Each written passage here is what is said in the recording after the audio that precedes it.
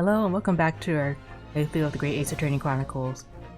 We are about to start Case 2, The Adventure of the Unbreakable Speckled Band. Now that Ryunosuke has finally got a taste for lawyering, we'll see what misadventure he gets into next.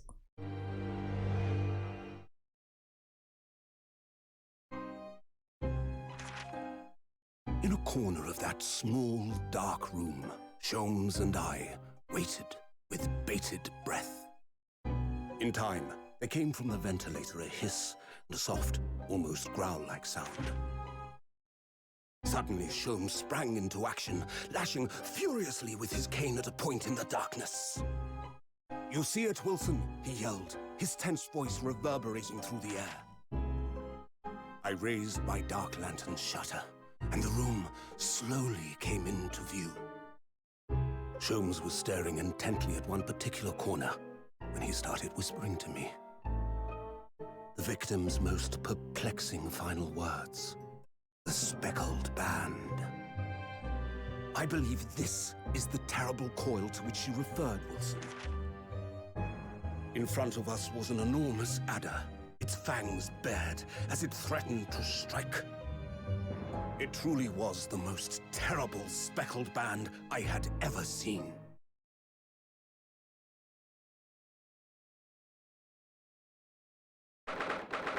Sholmes.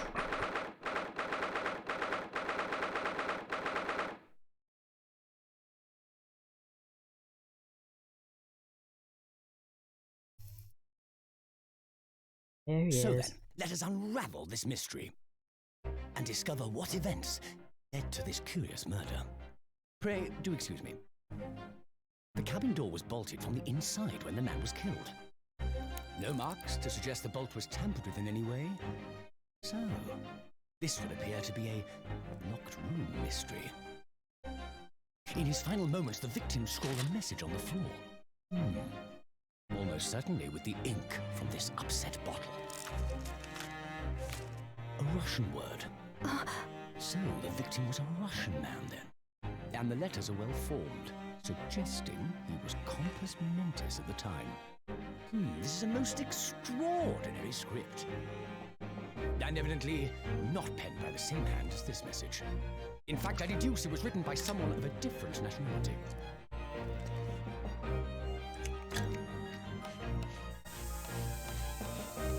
This paper seal was placed just prior to the incident, by the victim himself, I would venture. Well, what have we here? What kind of steampunk nonsense is this? Who are you, and what do you think you're doing here? No one must touch before maritime police come. We must wait! Shh. That won't be. You see, in less than 5 seconds from now, I will reveal the killer to you. What? Don't be absurd. This is murder. And in cabin locked from inside. What's with this guy's The face? locked room. But that mystery is paper thin. You don't mean the culprit is in there?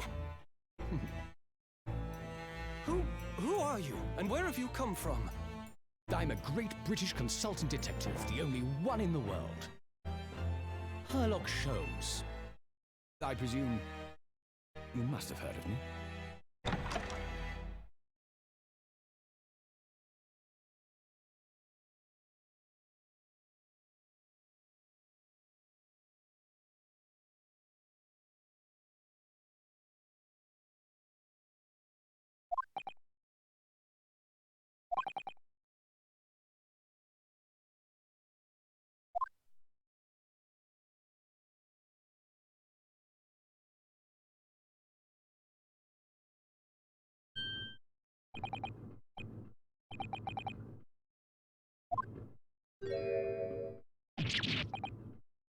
Ryunosuke, did you seriously get arrested twice in a row? Come on.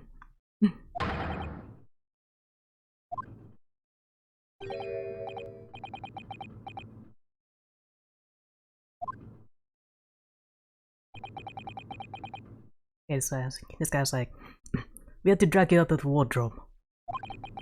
I do not believe how you could not wake up. You're a true cold-blooded man. You. You found me then. We found you. And now you pay, criminal. How long are you hiding in that tiny wardrobe, hmm? Sorry. Now you have been found. It is time to admit your crimes. Unless you want to find how cold the ocean is, hmm? No, I'll tell you everything.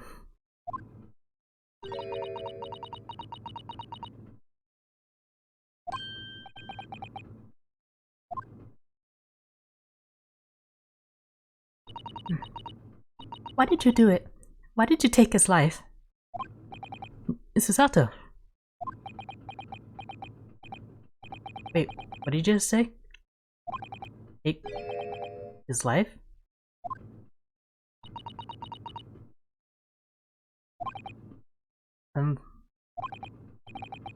Where is he? Where's Kazuma?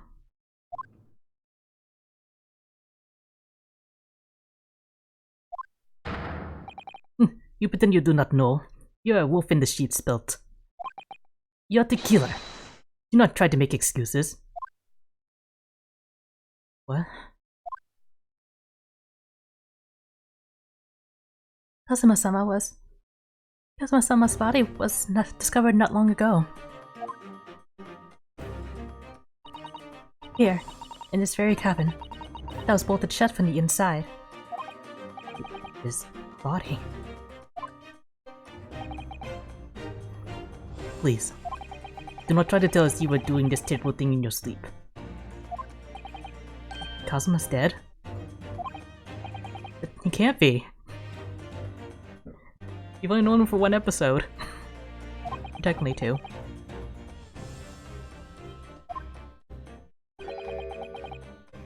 And these handcuffs, surely you don't think I have to know. Why did you take Kazuma-sama's life? Answer me, please! Oh.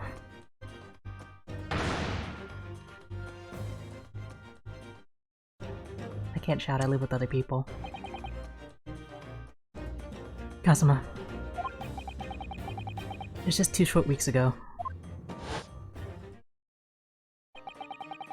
Are you sure about this? Will we get in trouble? Don't you find it fun being a stowaway? Besides, how else could you come to England with me to study? There's really something else when you brought your luggage in here earlier, though. The way that Russian crewman just tossed your traveling case onto the floor. I thought I was gonna die. Yes, I still can't quite believe that. I really did think you'd be able to fit inside my trunk. Guess you're even less of a man than you look. Okay, Kazuma, rude. Hey, Aussie, I thought I'd broken every bone in my body. It's about 50 days until we dock in Great Britain. 50 whole days. But if you confine yourself to my cabin here, I don't expect anyone will discover you. I hope not. I get the feeling those Russians wouldn't be very forgiving of a stowaway. They're a steady bunch, that's for sure. What I want to know is, why do we need to keep it a secret from the young lady?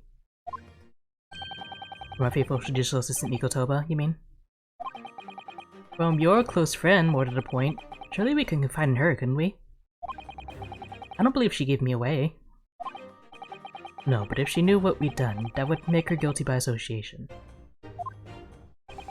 It's best that only you and I know about this. I suppose so. Anyway, it's about the time the steward is supposed to come and clean the cabin. I know it's cramped, but you better get in there, I think. It won't be for long. Anyway, compared to hiding inside my traveling case, it'll be a breeze. Yeah, so what if the steward decides to open a wardrobe for some reason? Then I'll be in for it. Stop worrying. I'll tell you what. Why don't you write "keep out" or something on this piece of paper? What? Then I can stick it over the wardrobe doors once you're inside. I don't know.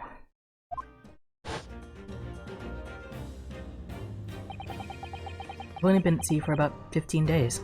How can this have happened? We're supposed to be going on this adventure to England together.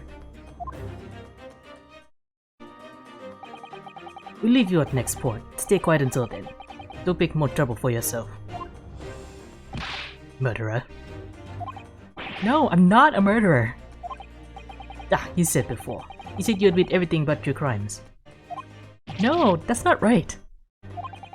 I mean, yes, I'd stow away on the ship, but... murdering my best friend? No one else could have done it. Admit the truth.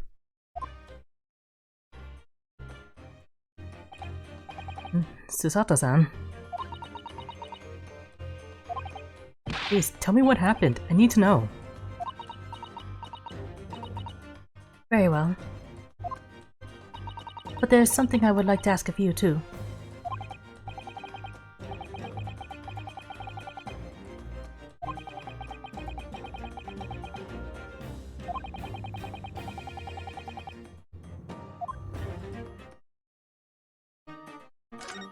First things first. He really has been killed, hasn't he? This isn't just a bad dream?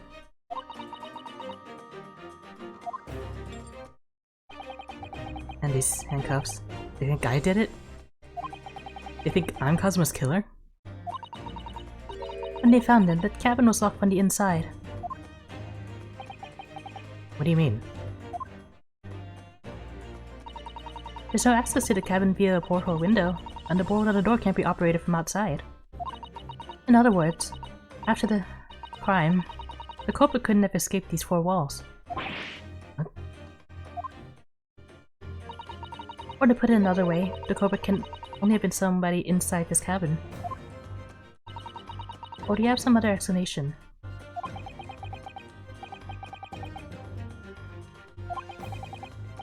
How did he die then? What happened exactly?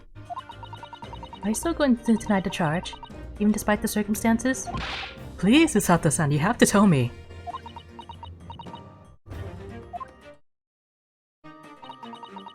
The cause of death is still undetermined. Ship's doctor is examining the body, but of course he has no post-mortem analysis experience. I don't suppose we should learn more until an expert has been consulted at our next port of call. So presumably that means there are no obvious external signs of injury then? It's true, yes.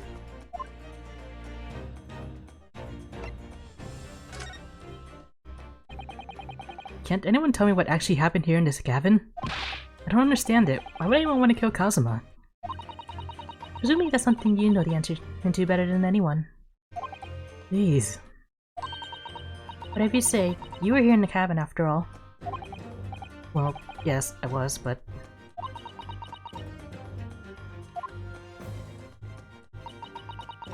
He would always wake before dawn and do his training first thing in the morning.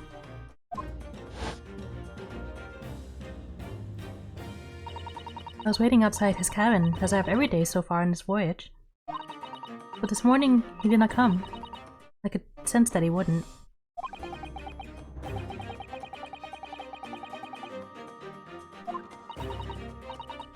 I knocked, but there was no reply. Then I started to become worried, so I went to find a member of the crew. The crewman forced the cabin door open, and when we managed to get inside, there's Kazuma-sama, collapsed on the floor.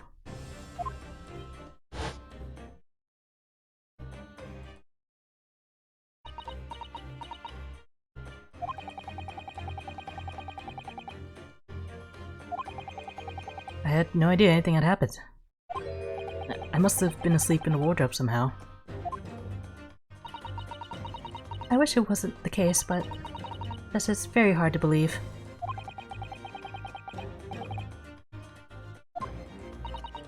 Now I've told you everything that I know. It's my turn to ask you a question. Yes, alright.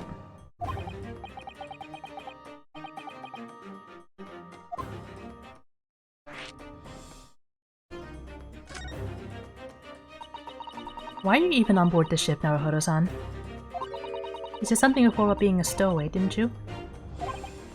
Oh, yes. I'm afraid that's true. It's 2 weeks since you left Japan now, and I've been shut up in this cabin the entire time. I had no idea. How could you have occupied Kazuma-sama's cabin for so long without him noticing? No, that would have been possible, obviously. Yes, of course. Kazuma invited me. He wanted us to go to England together. He actually asked you? But why? I'm afraid I don't really know the reason myself. Besides being his bestie, you know. I don't understand.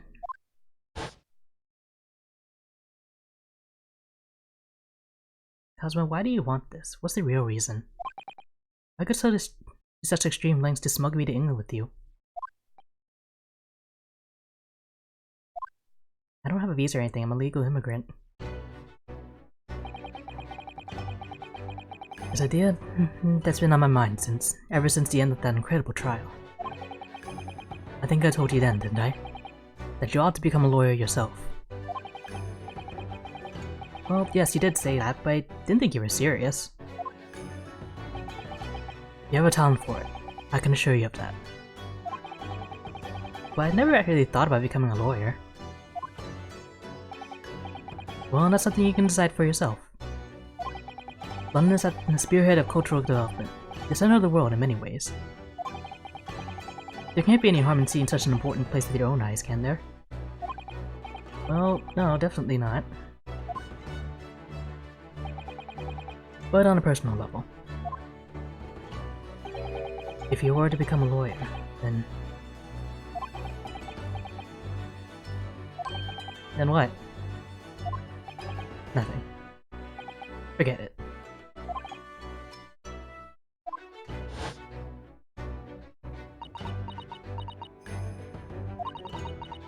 Kazuma-sama is. He was always saying the same thing. That he wanted to change the Japanese legal system. Perhaps he thought that he could do that with you. Yes, maybe.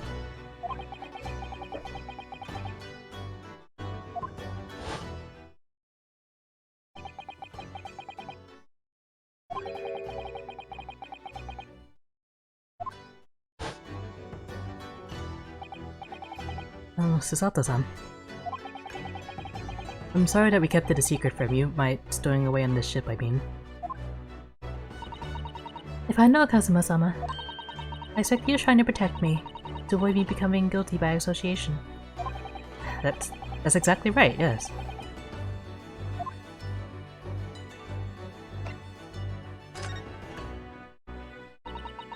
If you're not the culprit, then tell me.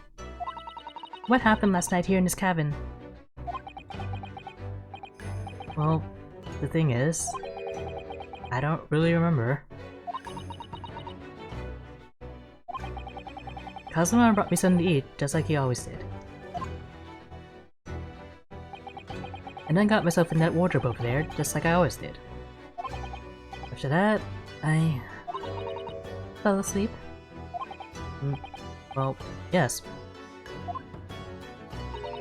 So do you think I didn't even stir when Kazuma-sama was killed? Well, yes.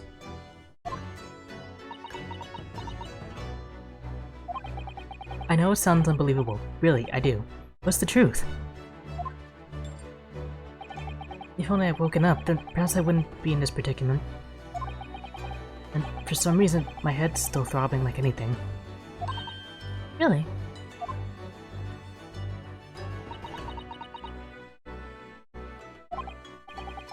Is something wrong? Oh, no, it's... Please, forget it. Sato-san, you have to believe me, I didn't do it. But I really don't want to doubt you. But the trouble is, there's no one else who could possibly have done this.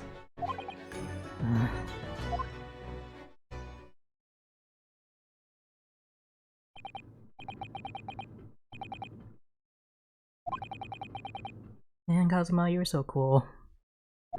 Why'd you have to die? Don't try to go anywhere. You're the perpetrator of this crime. You can't leave. I can't allow that to happen. I'm sorry. The Cosmo was killed right under my nose here. And I didn't do anything to stop it. And now I'm supposed to just sit around? My hands tied? Or whoever did this walks 3? No, I can't allow that to happen. Well, what do you propose to do then? I'm going to investigate. I'm going to find out exactly what happened here. I'm going to work out who took Kazuma's life, and how and why they did it. So I'm sorry, but you're going to have to excuse me. Yeah. Oof. Yeah, she flipped me. What the? That was a Susato takedown. A Susato what?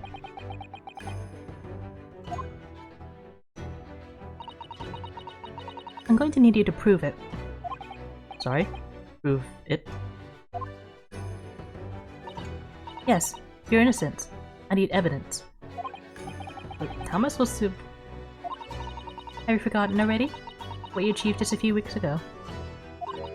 You successfully defended yourself in a court of law. Ah.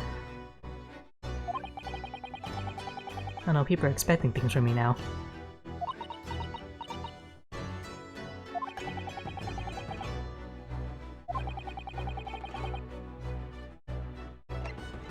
Well, it's literally the only evidence I have. And this isn't gonna prove anything.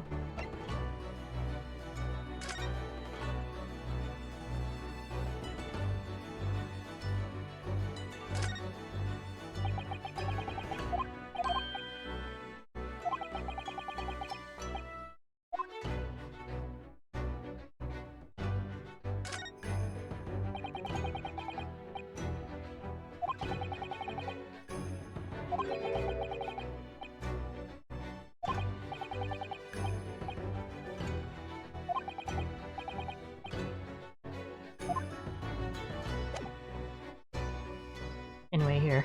Yes! Tell me, when I was discovered in the wardrobe before, was this piece of paper stuck over the doors?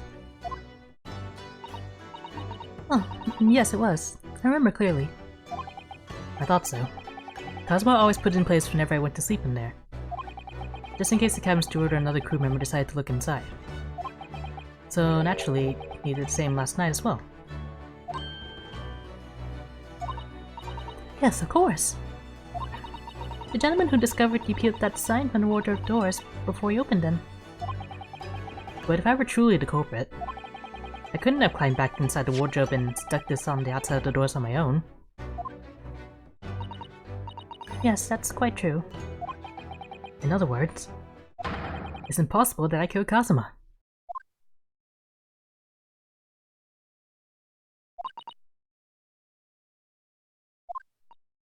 Well, even if you are sprawled hopelessly on the floor, thanks to you, I can see why Kazuma-sama thought so highly of you. Thank you, Misato-san. Now, do you think perhaps you could help me up?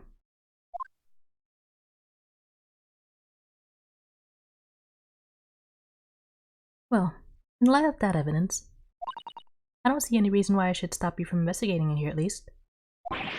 Thank you. So you finally believe me? I'm sorry. No. What? I'm not sure yet. I can't rule out the possibility that you used some sort of conjuring trick to put the sign back in position.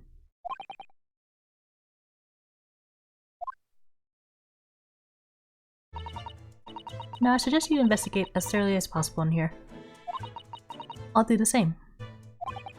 Alright, let's get to work, Chisato-san. Please don't misunderstand me.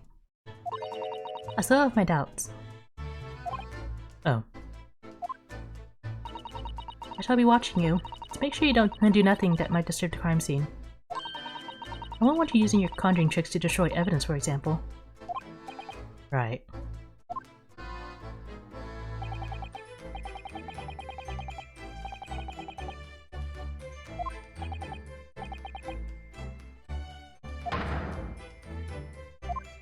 Kazuma,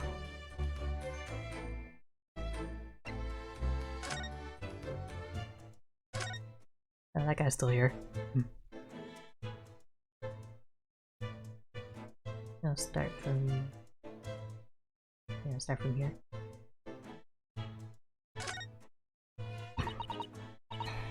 This... Yes, it's a bell cord contraption, I think. What do you mean, contraption? I read about it in a book I was studying that talked about life in Great Britain. Large households often have bell cords like this, which you can pull to ring a bell to summon servants. Really? I thought that was magical.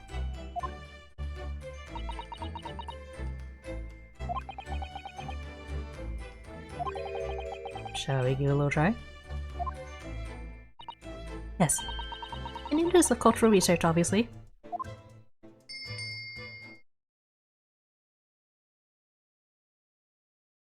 Ain't that one guy's already here.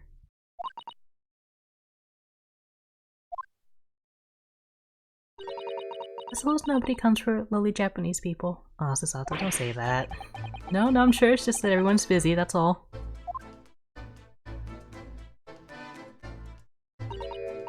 Oh dear, that won't do. Oh, what's the matter, Sasato-san? Whenever I'm examining things, I always find myself so focused I forget to look around properly. Yes, that's not good. I don't suppose you're as foolish as me in that regard, are you, Naruhodo-san?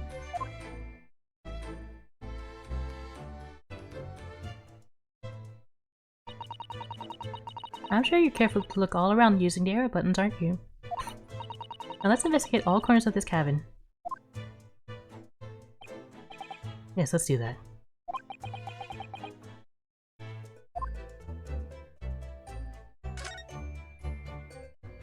Yeah, I saw the arrows, I know how they work.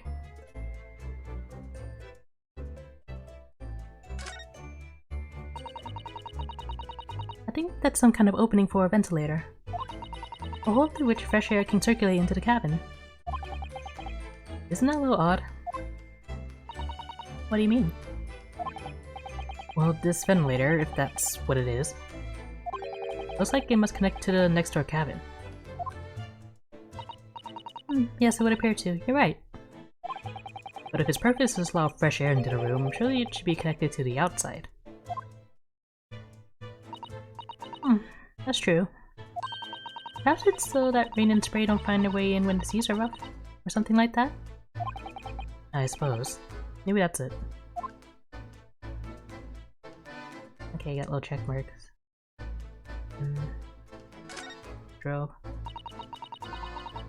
Some 2 weeks since we set sail from Japan. Have we really been living in that wardrobe the entire time, Naruhodo-san? I think living isn't quite the right description. Oh, no, I suppose not. Although it must have been rather exciting, making this voyage in your own secret hideout. The trouble was, I never knew when a member of the crew might come in. So yes, I did basically have to live in the wardrobe. And that site was no exception.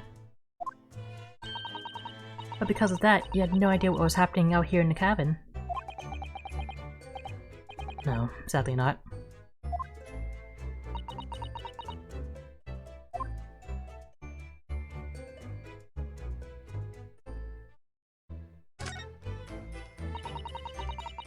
This is where dear Kazuma-sama would have sat whenever he was writing.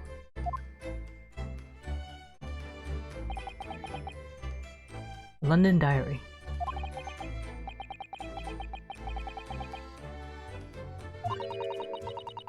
It looks like still the last entry is incomplete.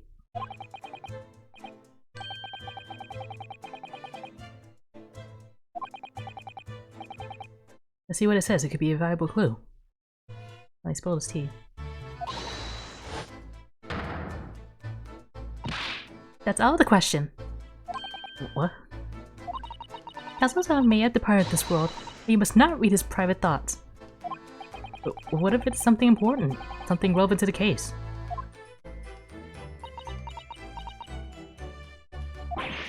Alright, I won't read it.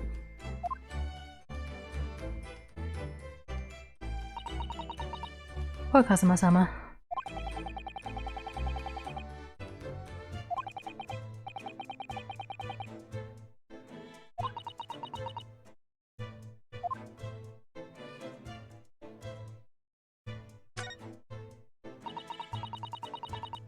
It's a very large traveling case, isn't it?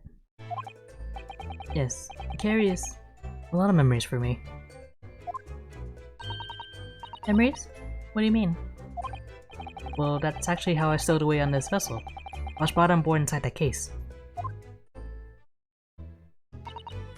Ah yes, I see it says "this way up" in Japanese. Which in hindsight I should have realized the foreign crewmen wouldn't be able to read.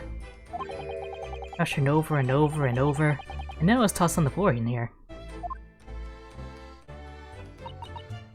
Oh dear, being a stowaway isn't as romantic as it sounds.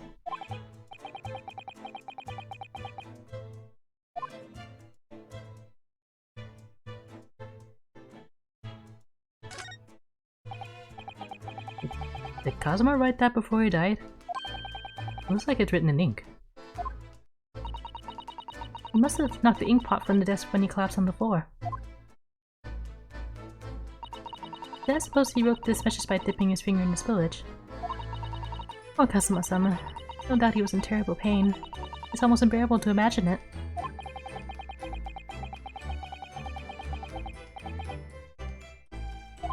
I'm guessing that's Russian. I'm sorry, partner. I can't read your writing. I don't think that's Japanese, Naruhodo-san.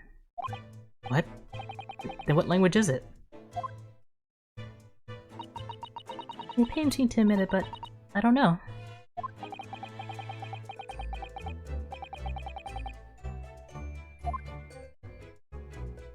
Hello.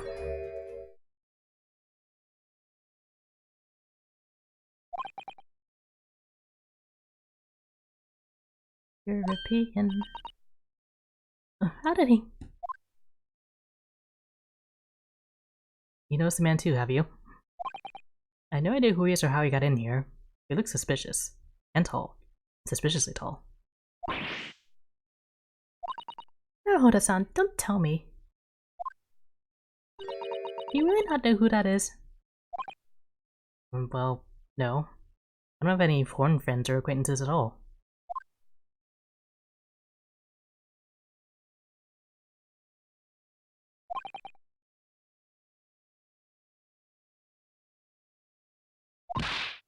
Well, in that case, we simply must talk with him.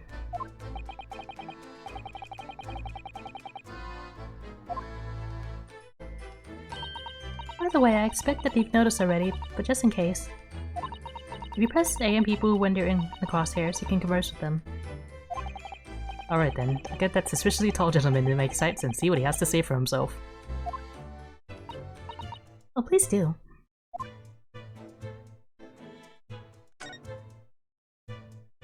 Hey, you. Excuse me. Excuse me. Do you have a moment? Shh. This is a critical point in my investigation.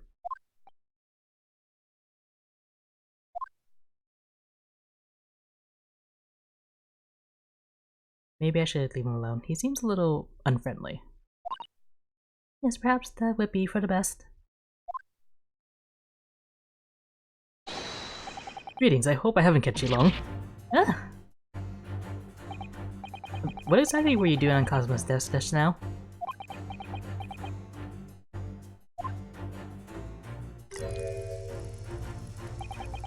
Ah, I see. Fascinating. Sorry? What do you see? Oh yes, everything is clear now. The train of reasoning has run its course. My deductions have crystallized. You... I've been in Afghanistan, I perceive. Just recently returned, if I'm not mistaken.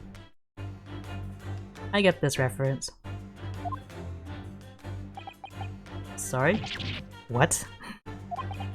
And now, whilst venturing towards foreign climes, you find yourself in a most troubling predicament. Oh. But how? How deduce did I know that, perhaps? It's really the most elementary deduction. Hardly worth explaining. Have you perhaps managed to deduce anything else? But of course. A great many things. There's no mystery, my dear madam. For example, you have fled your native land of Russia, being, as you are, a merciless revolutionary. You leave 16 victims of assassination in your wake, and now travel to England to blow up the Crystal Tower. And, when the beribboned occupant of this very cabin discovered your identity, you ended his life too. Yes, I believe that summarizes the facts beautifully. No need to hide the truth now. Nothing deceives these eyes.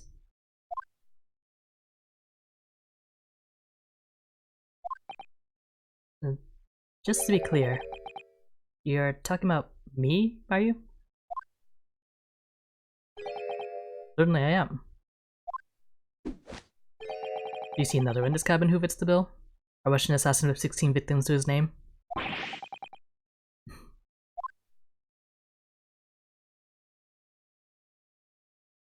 That's true. It was you who did this to Kazuma-sama. What? And you're planning a revolution too. It's shameful behavior, Naruhodo-san. Absolutely wicked. No, listen. There's no way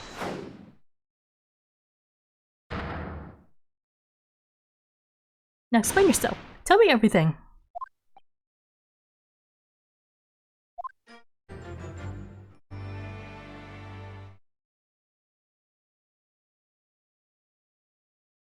Let's do it.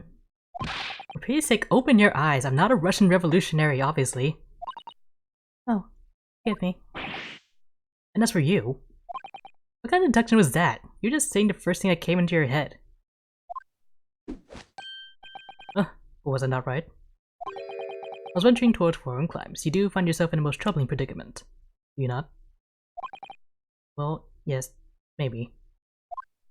Huh, there you have it, you see? What do you make of that, hmm?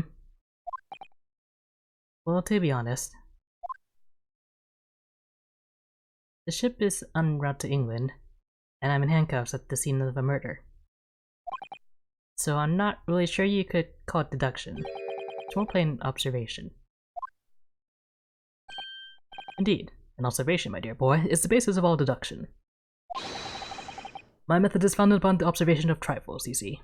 I announce my findings with a brassy certitude. And more often than not, I'm right. I mean, getting 1 out of 4 things right is not more often. I don't think you've introduced yourself. My apologies. Are remiss of me. I am none other than the greatest detective of the century, known to men and women the world over. The inimitable Sholmes. So, it's really you? It's actual Sholmes. The very same. The inimitable actual Sholmes. Do you know this man Sato-san? The safest detective in the world? Naruhodo-san. Of course I do. There's nobody who hasn't heard of him. I must ask him what he's deduced. You've worked out the entire case already, I'm sure.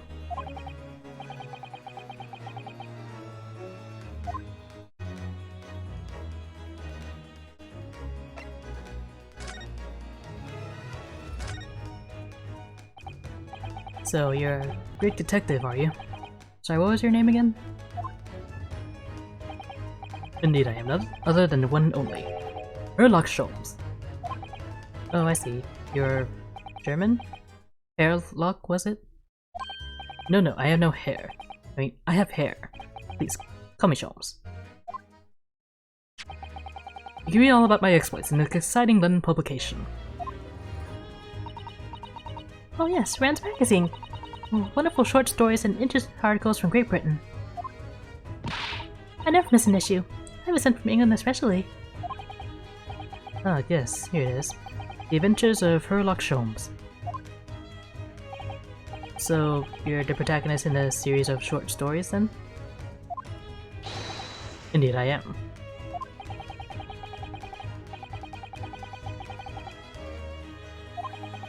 Make no mistake, I'm not the poor deluded fellow you take me for. Your inference is backward. I didn't even say anything. Backward? My trusty biographer records my greatest detecting achievements and chronicles them in the magazine.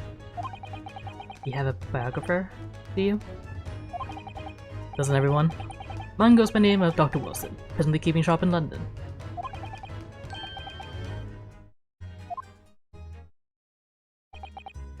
I must say, thanks to the publication, I've been fantastically busy of late.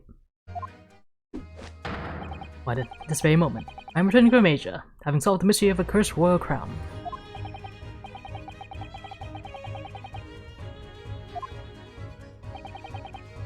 Deduction, you see, is to me a science. Logical reason in its purest form.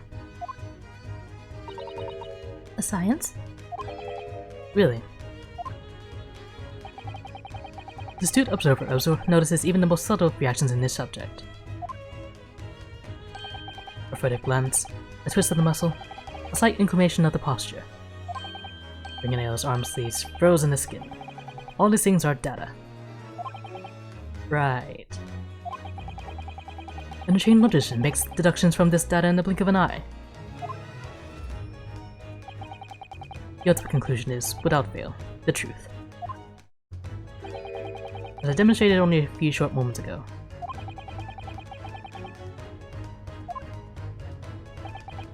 So you see, I have a term both for observation and for deduction. And fame. That is what makes me the one and only Sholmes.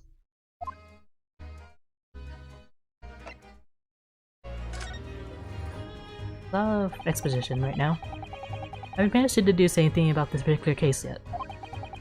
I haven't managed to deduce anything. My dear fellow. Who do you suppose discovered the culprit in this most cunning hiding place? That's right.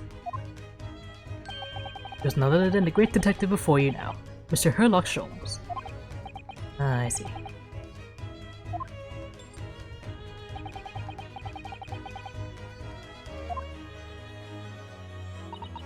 When I became anxious about Cosmo-sama this morning, I summoned all the crew members to force the cabin door open. And I concealed myself among their number, gaining entry to the scene of the crime. Yes, luckily for everyone, the great detective, Sherlock Sholmes, was on board. And the handcuffs seemed to be an excellent fit, Mr. Naruhodo.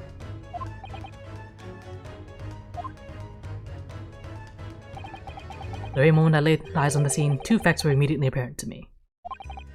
Oh really? Two facts, you say?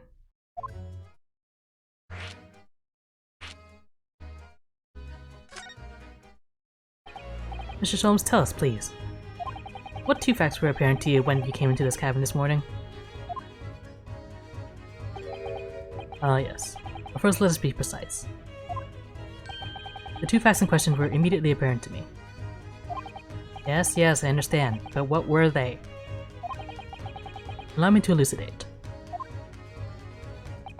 The two facts that I deduced from a mere momentary glance at the scene of the crime were as follows. Number 1. The cabin was locked from within, turning escape of the culprit out of the question. Number 2. The victim was Russian and killed following a dispute with an acquaintance. Hold on, Mr. Sholmes, what made you think the victim was Russian? Was it the dying message left by the victim on the floor?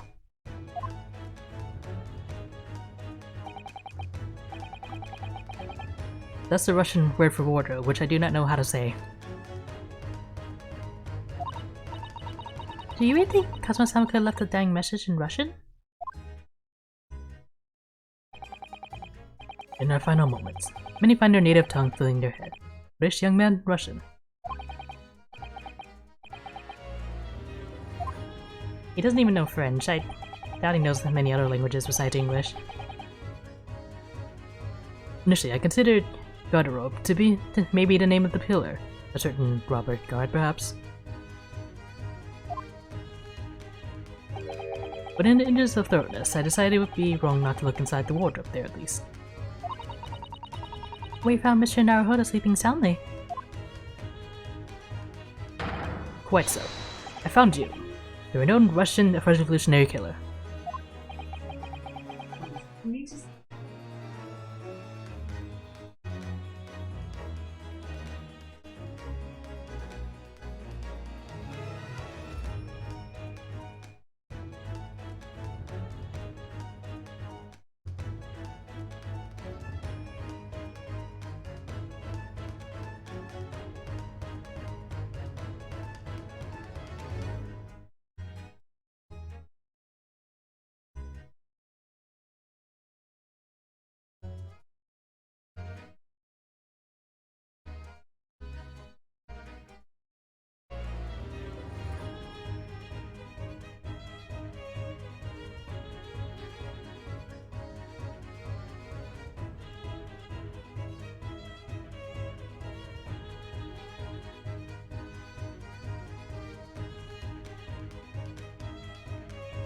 Sorry about that.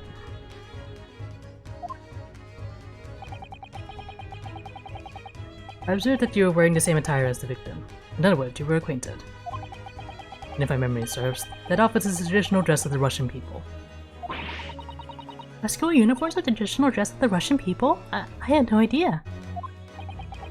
And I had no idea a detective could get something so wrong. I took a photograph of the victim and the message, that I might analyze it for possible hidden details.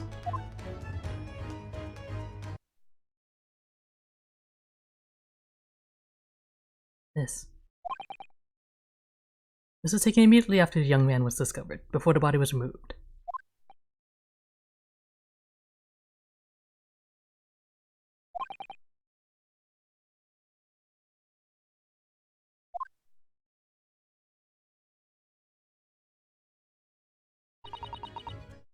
Are you alright, Mr. Naruhodo?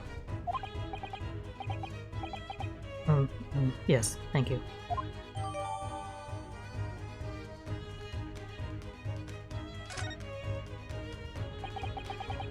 Can I ask you something, Mr. Sholmes? What, pray? You mentioned Russia before as well, didn't you? You know, when you said I was a fearsome revolutionary fleeing from Russia and all that? Ah yes, the train of reasoning that led me to the truth. Would you mind explaining that train of reasoning to me, do you think? Certainly, if it interests you.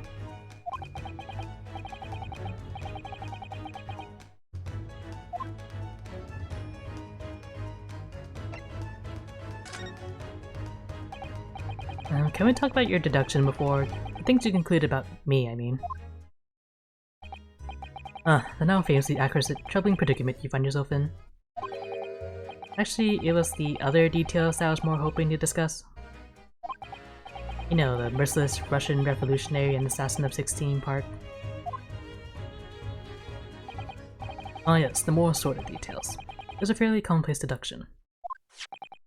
Here we have this morning's paper. The main headline reads, Revolutionary villain Bolshevik leaves Russia via Shanghai. This vessel made a port call Shanghai yesterday, and last night the young Russian was murdered.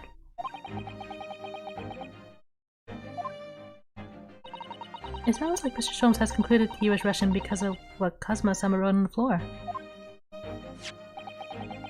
It was a simple act of reasoning to realize that the culprit of this crime was the same merciless revolutionary. One who had killed the very man who helped him to escape after his true identity was discovered. Yes, you, villain Bolshevik. No, no, no, how could it be me? I don't look anything like this man, just look at his face. Well, you are a fearsome revolutionary after all. Therefore, you have no doubt learned to revolutionize your appearance as well. Please. And I might add, your name does not appear in the ship's passengers list. Need I say more?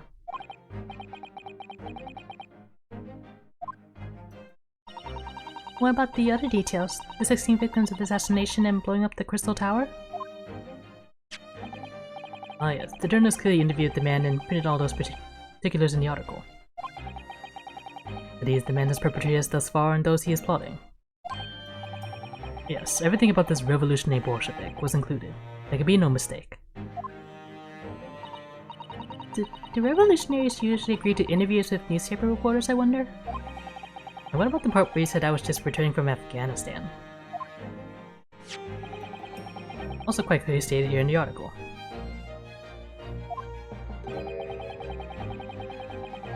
Bolshevik has recently returned after a period of subversive activities in a war-torn region of Afghanistan.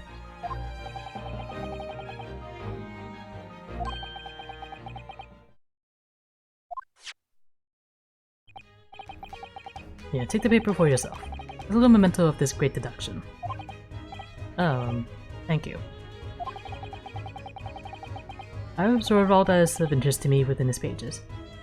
I see no rubbish bin nearby.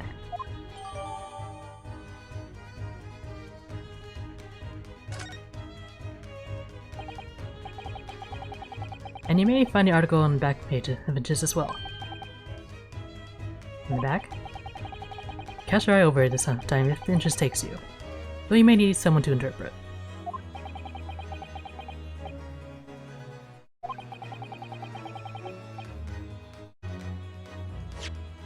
So, right now?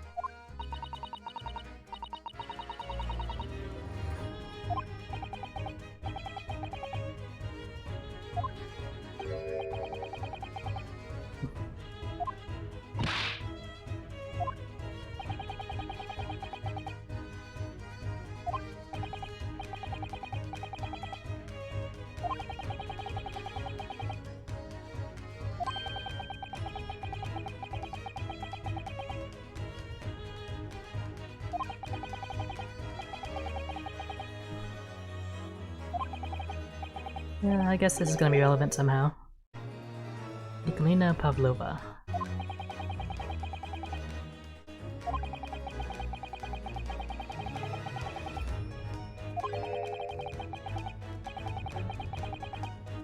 $20,000 rubles.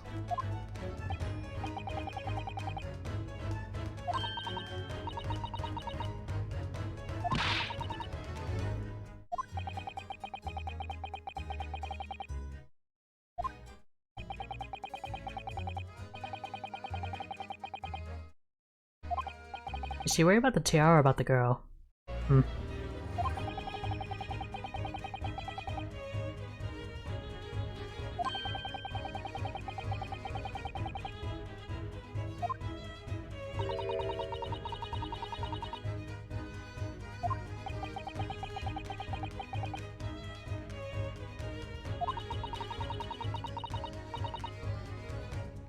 Everybody's rushing out of the country.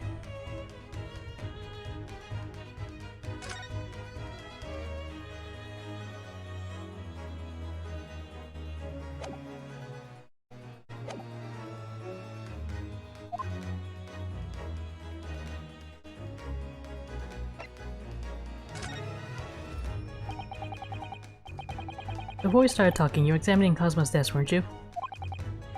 Cosmo? Ah, yes, the victim. She knows anything useful? Anything at all? Observe for a moment. The desktop of the victim. We see that the victim was engaged in penning some text. London Diary. Cosmo was keeping notes of the trip. But... I don't think you should read his private writings. It could upset people. Tragic. It's something you ought to perhaps elucidate before the act of reading. You mean you've read it already? It is my business to know what other people do not. Yes, believe it or not, I know a smattering of Japanese. Oh, I see.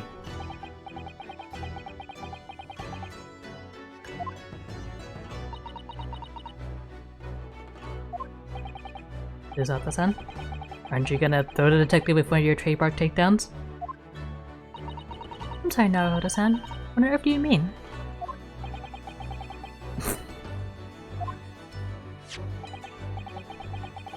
Anyway, to return to the matter at hand. This diary belonging to the victim. It would appear the final sentence is incomplete, as if the author were cut short. Tell me, what is the nature of the writing? Pray precise us with the details. Oh, but I thought you knew Japanese. A smattering, dear boy, a smattering. Sayonara, Banzai, Kado, Nado Nado. I trust you to impress. But this diary is littered with complicating looking characters, of which I can read precisely none.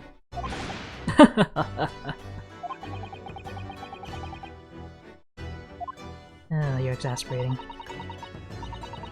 If you would be so kind as to show me, I would be happy to read it to you, Mr. Sholmes. I'm much obliged, my dear madam. The final entry here in Cosmo-sama's diary consists of just 2 short sentences. The first reads, 1:23 a.m. I can hear a faint whistling sound. A whistling sound? It's very deep waters. Right, go on. The second sentence reads, 1:35 a.m. It looks like some sort of speckled band is dangling from the ventilator grill. Speckled band? What on earth does that mean? No idea. I never heard that expression before. The ventilator grill, you say. Then I'm presumably referring to the lattice there on the wall, which connects to the adjoining cabin.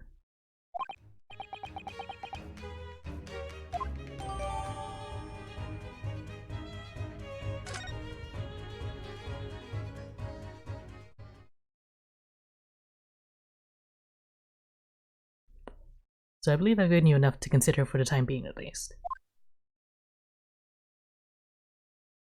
Do you have somewhere to go? As it happens, the victim's writings in this diary have piqued my interest. The matter warrants further investigation, I believe. And if I am still too long to seek, sickness takes hold. Oh, I suppose. You're thinking of investigating the cabin next door, which the ventilator connects to? Great detectives are a curious breed. Our minds rebel at stagnation. We crave mental exaltation. So yes, I intend to investigate, hence the truth will become clear soon enough. Do you think perhaps that we can go with you? No, that would be somewhat complicated. But why? A simple glance at your wrist should reveal the answer.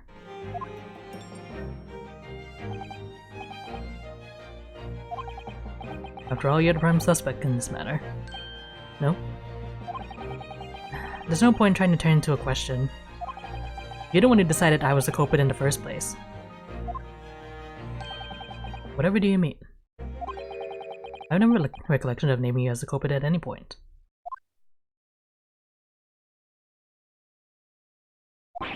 You must be joking. You just said it only a moment ago. Dear me, you are clearly misguided. I have no cause to say such a thing. Well, actually, Mr. Sholmes, I did hear you say that too. You're quite sure? Well, that's very strange.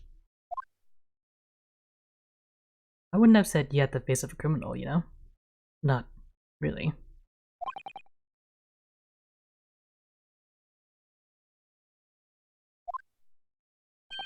Well, anyway. That was then and this is now. What do you mean? What I mean, sir, is this. If you are the culprit, then you must play the part more convincingly. Roll over and accept your face.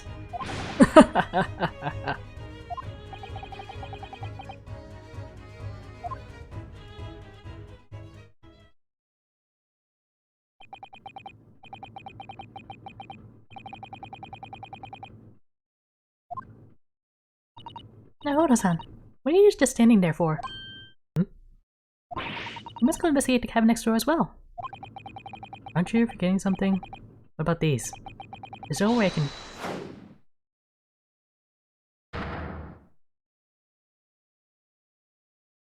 After Kazuma-sama spent his dying moments struggling to leave us a clue, you're willing to give up?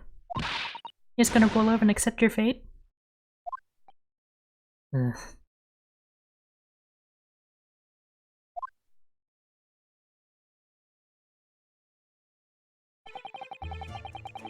I think we still have some investigation to finish off in here first, don't we? Let's carry on examining what we can in this cabin while we wait for a chance to slip next door. Good idea.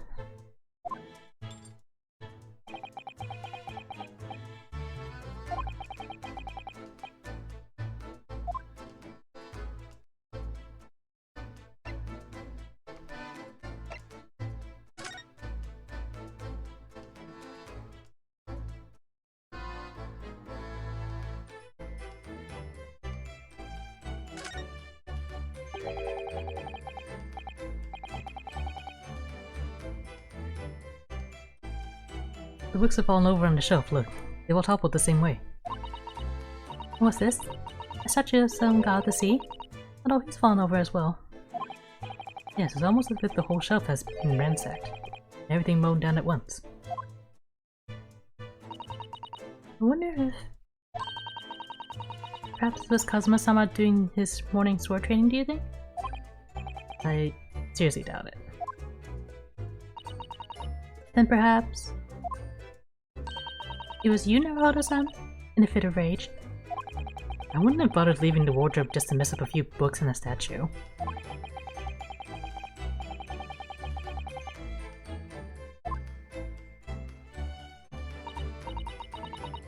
Well, I'll just set everything straight again. I don't like to see a mess.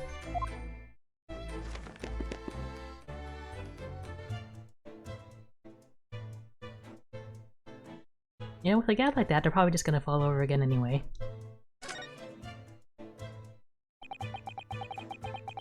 These are the rules of passage for a travel aboard the SS Buria. Essentially, let's take requests from the captain to all passengers on board. Passengers must not keep weapons or other dangerous objects in your cabins. Pets are also strictly forbidden. Well, there's a sword here.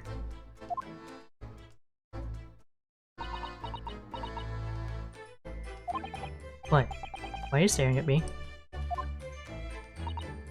Oh, sorry. I was just thinking. Are you more of a dangerous object or a pet? I can't decide.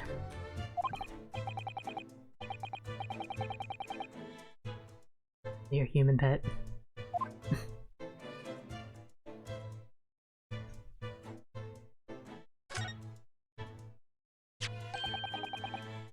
What do you think this is? Looks like a broken piece of glassware.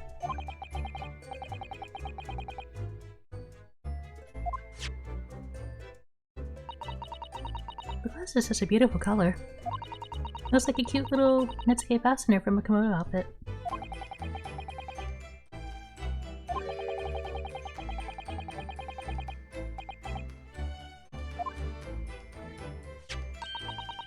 And the mark beside it, what is it, I wonder?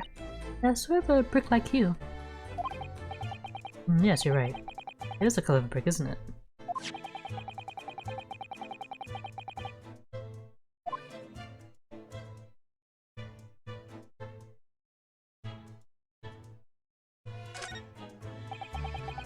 That's my dinner room last night. Roast chicken. It was really tasty. Yes, it was very delicious, wasn't it? But did you eat it on the floor here? Not dogs, Sato-san. I ate at the table, of course.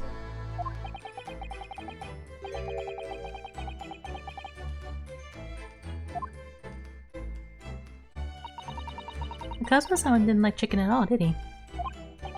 No, that's right. So he didn't touch it. Did it all the more for me.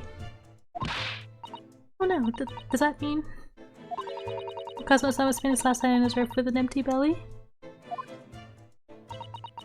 It's just too horrible.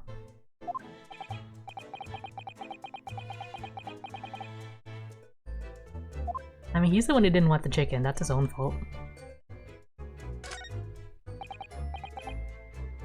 Excuse me. What? I was wondering if I could ask you a favor. Would you mind if I investigated a little outside?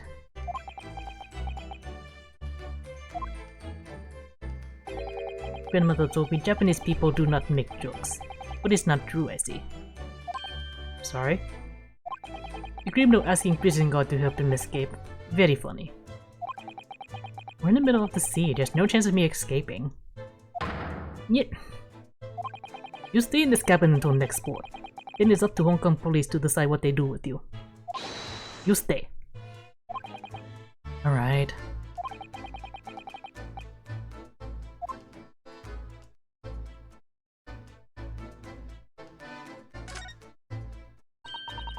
That's Kazuma-sama's precious sword. He never went anywhere without it. Yes, he was always saying that a Japanese man's katana is his soul. I believe he had to work very hard to convince the government to allow him to bring it on his ship. I suppose that shows just how important it was to him.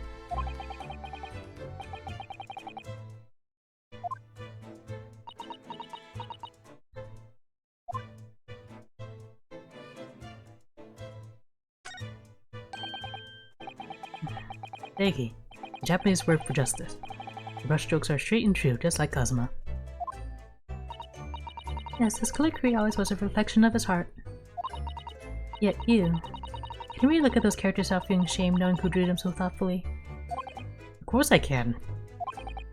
I mean, I'm innocent, so why shouldn't I be able to? Even though he stowed away on this ship?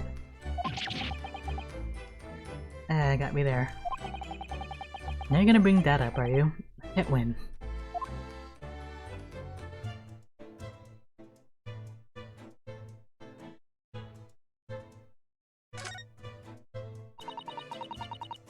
There's nothing on this table at all. Playing the cutlery all over the floor for some reason. Yes, it's strange. Last night when I went to sleep, I'm sure everything was still... No, wait a minute. Was it? That's funny, I can't seem to remember anything about what happened after dinner at all. So then perhaps you are responsible for what happened to Kazuma-sama. No, no, no.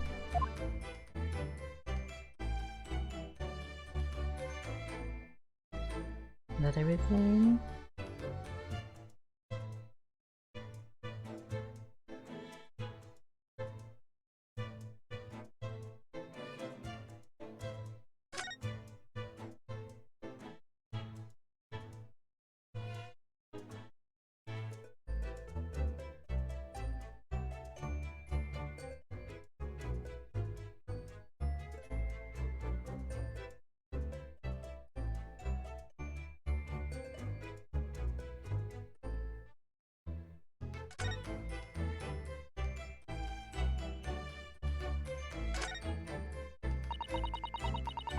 When I went for help and the crewman forced the door open, this bolt had been firmly closed. It's quite a small bolt and not particularly sturdy. It just slides across to secure the door shut. But still, with the door bolted, there'd be no way to get in or out of the cabin, that's for sure.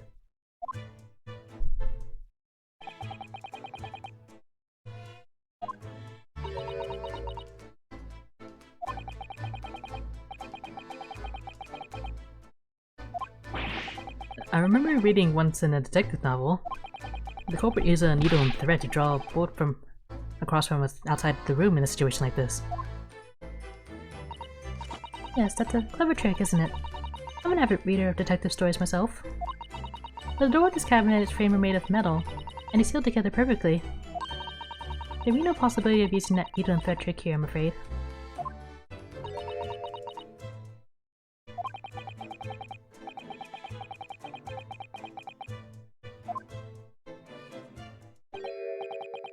Oh, look over there. The crewman, do you mean? He wasn't there before, was he? That's what I thought. Why don't we try talking to him?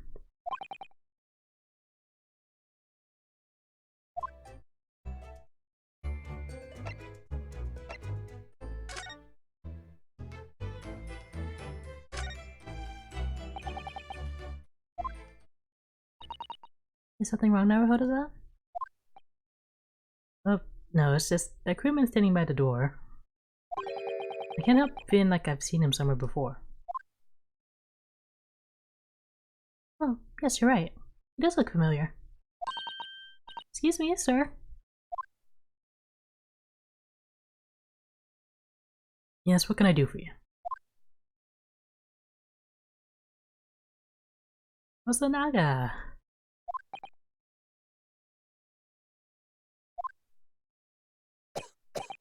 I recognize that cough anywhere. I didn't know you were here, Inspector Hosonaga.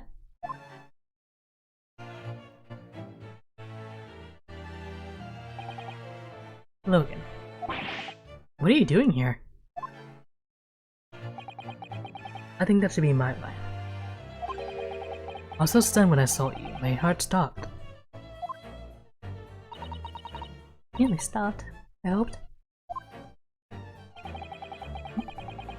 I received some special orders to go undercover as a member of the crew aboard the ship. You certainly seem to enjoy undercover work, Inspector. If there's anything I can do to help you, please ask.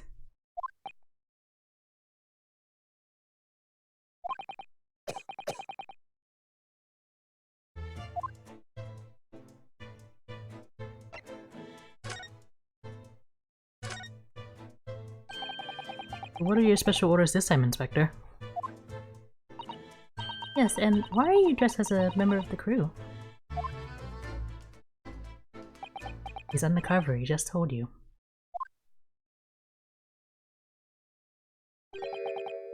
I'm so sorry.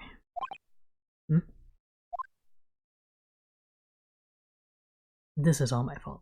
I take full responsibility. For what? My orders were to act as Asogi-san's bodyguard. It's Minister of Justice Jigoku who pushed for this overseas study tour to go ahead, and trusted me with ensuring that Asogi-san reached Great Britain without being assassinated. Assassinated? How could that even have been a possibility? I'm not sure. But these are complicated times. The tensions between the world's greatest powers. Mr. Jigoku said you should be prepared for all eventualities.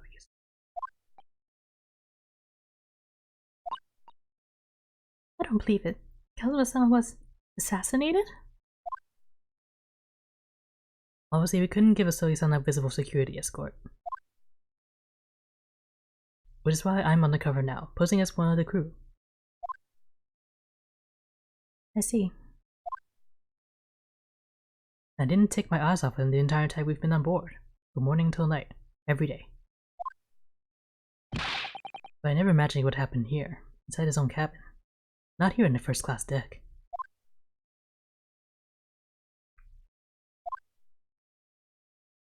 I felt misery at my assignment.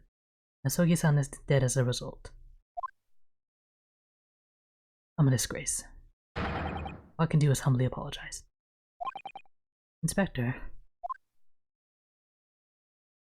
So if there's anything at all that I can do to help now, just say the word. Well... we're doing what we can to investigate Kazuma's death ourselves. I thought you might be. You didn't do it, did you? You're not the killer? Of course not! You really like to investigate the cabin next door. Yes, so we need to be allowed out of this cabin. I'm sorry. What? You've been deemed a risk to the ship's safety. If you move to even touch the handle of the cabin door, that stormy-looking seaman over there would surely snap your neck in two. Yikes. I suppose I'm not just a stowaway now. They think I'm a murderer as well. Would it be possible? To give me something to work with, do you think?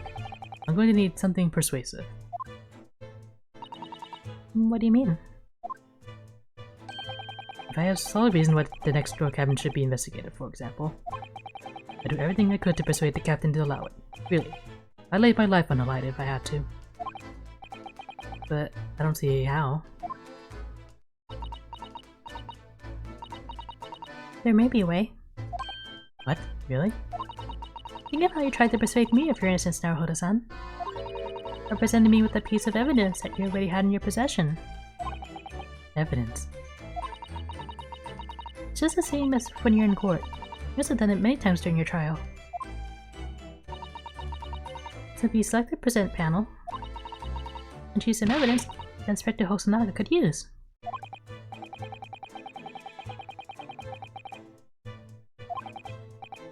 Alright, yes. I think I might know what we can use.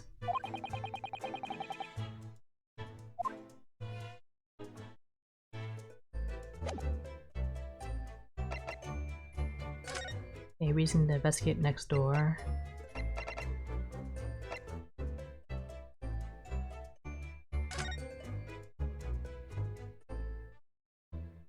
Yeah, so you can inspect the grill that connects next door, right? Here. What's It's Cosmo's diary. Just before he died, Cosmo-sama wrote something rather strange in his diary. Strange? In what way? He wrote, what looks like some kind of speckled band is dangling from the ventilator grill. A speckled band? That is strange. Yes, we're still trying to work out what he meant by that, but what I'd like to know is... Don't tell me. The ventilator, is it? You're very astute, Inspector.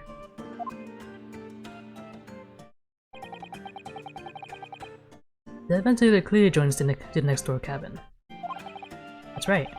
So if we can investigate in there, we might be able to work out what that speckled band was.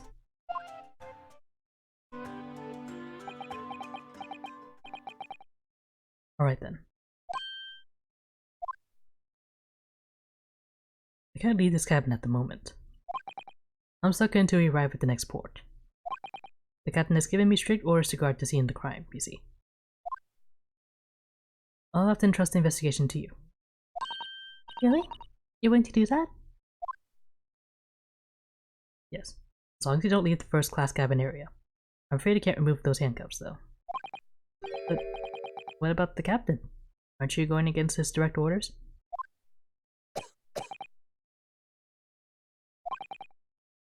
I'm a man of my word. I promise you that I'll lay my life on the line if that's what it takes to convince the captain. After all, I failed to keep Asogi-san safe. This is the least I can do. Thank you. Let's seize the moment then, Naruho-san.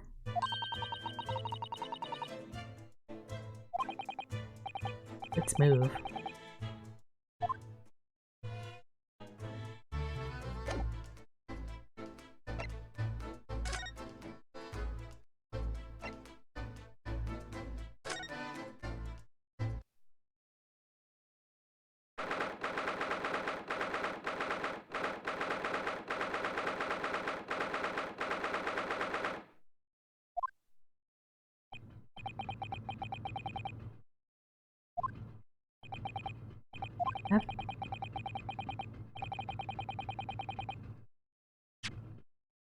I have to admit, this isn't quite what I was expecting.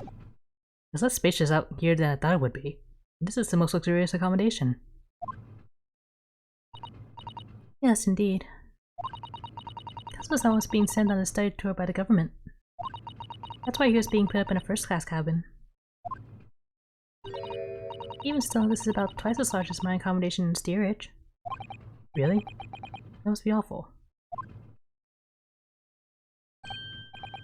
Oh, look over there. It's another crewman keeping watch. He looks enormous, even if he is sitting down. The road next to him leads to the second-class accommodation. Well, he's making sure that no one comes in here who shouldn't. I suppose.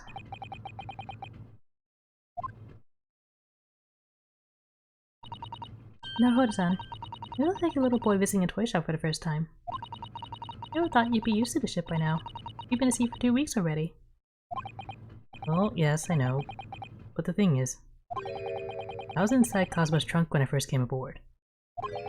And ever since then, I've been shut up inside that little wardrobe. It must have been a very trying time for you. Please, don't give me that pitying look. It wasn't even a magical wardrobe either.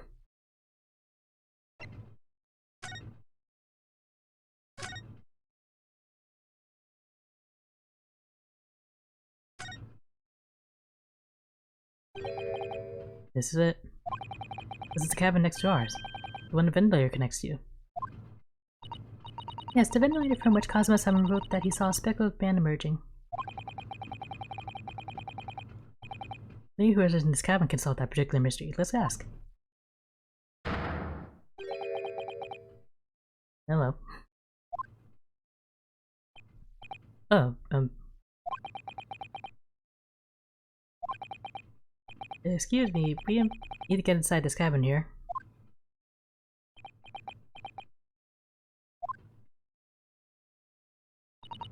The sailor's eye speaks volumes.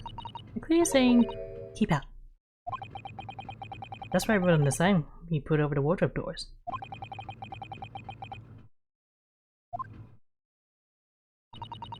Doesn't look like he's gonna let us pass. That's a problem.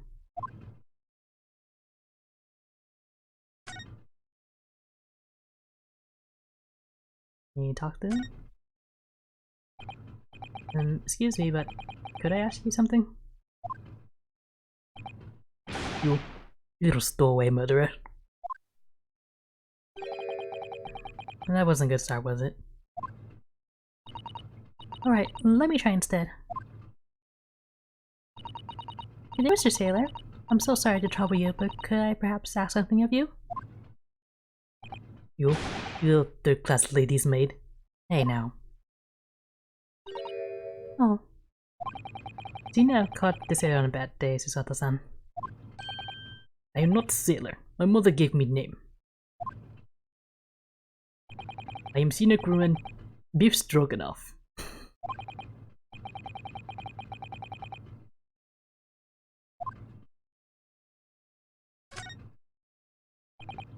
Mr. Stroganoff, about this first-class cabin area. You are the finest part of Bujo's steamship, for very important persons. What sort of very important persons? Government officials, kings and queens traveling in secret, many important persons. That is why I am always guarding this place. Gosh, that's amazing. Well, somehow I let stupid stowaway inside.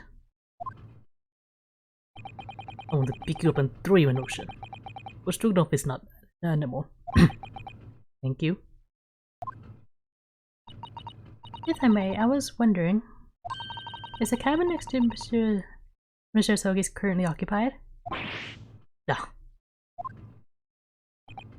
Susato-san, did you understand that? It sounded like... yeah. I think it's probably Russian for yes. Or no. Genius. He's not permitted to visit other cabins without invitation. Well, it sounds like there is somebody in the next door cabin at least. Yes, it's tantalizing.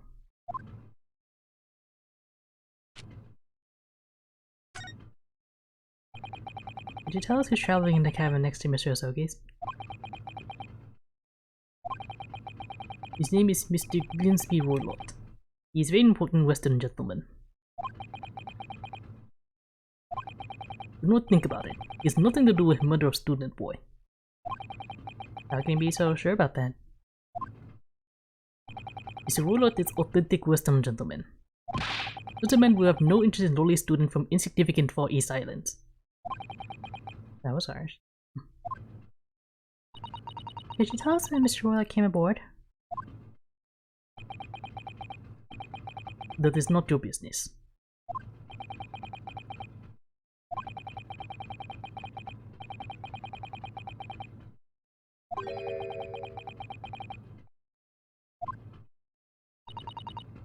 Well, presumably since this gentleman is occupying one of the first-class cabins, he must be rather important. Is that right? That is not your business.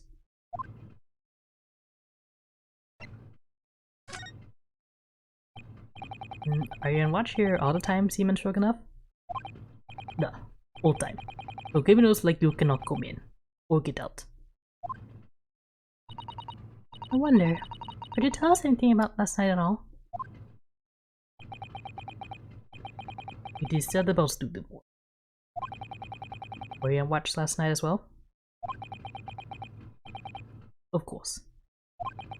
And did you notice anything at the time? Anything unusual? Yeah. Susato-san, did you understand that? Basically, no. I saw nothing unusual. Nothing at all. And you didn't hear any strange noises or sense anything was wrong in some way? I said no! Sorry.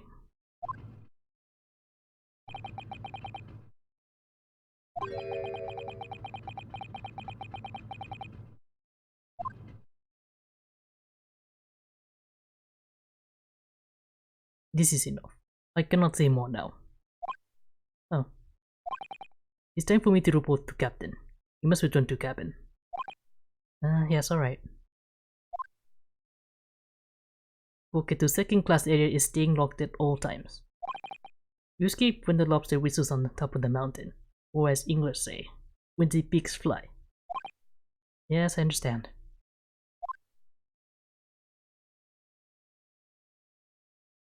Good.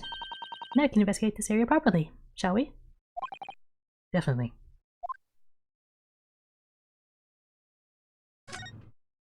Let's see what this is. That book on the top of the table there really is huge. There's a pen with it too. Yes, I'm sure that's a ship's log. Have you have a little look through it? The writing is so neat and precise. Every detail about the voyage has been meticulously recorded. I wouldn't expect the rough and ready sailor to have such beautiful handwriting. Anyway, look here. Last night's log is mostly blank. Presumably that means there was nothing to report. Nothing to report.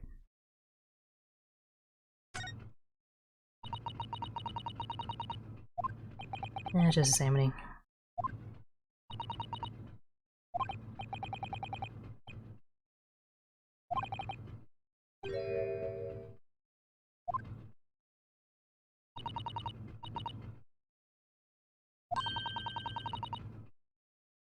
Yikes.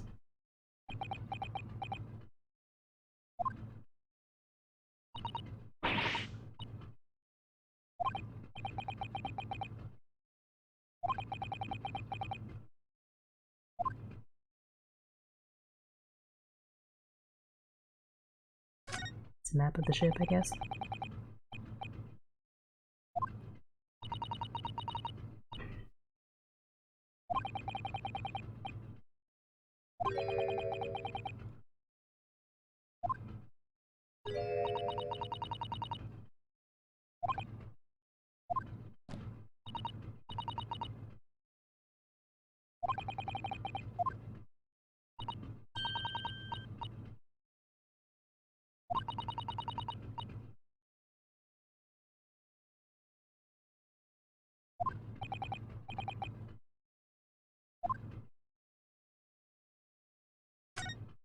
Is anyone gonna tell them that islands aren't actually floating?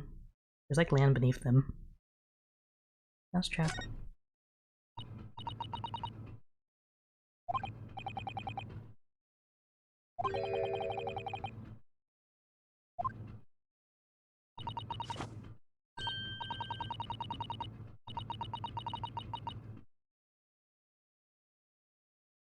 I guess they didn't have cheese in Japan back in the late 1800s, early 1900s.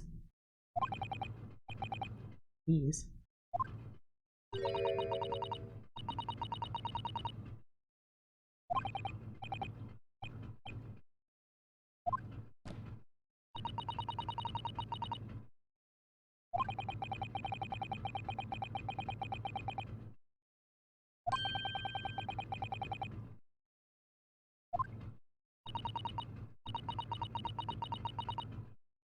Thank you, Susato.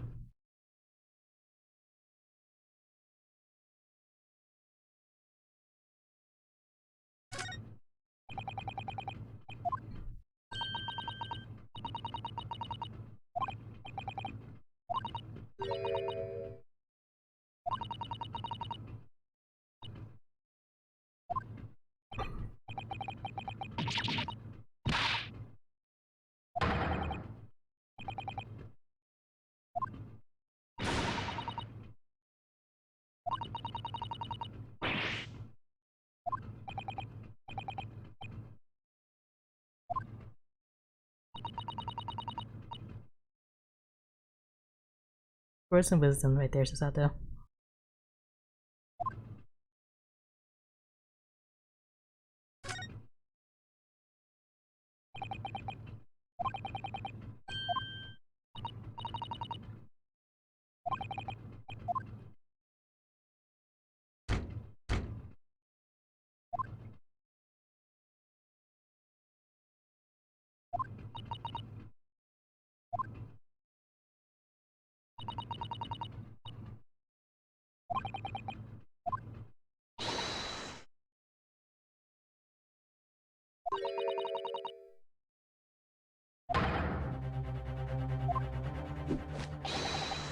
Where did you come from?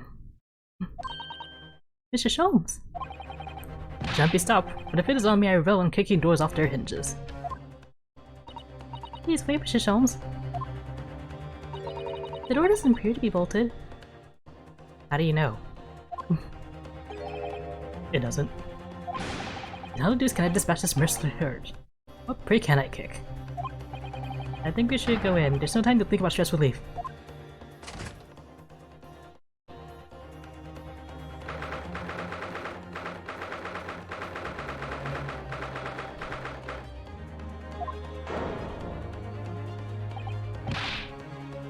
Who are you?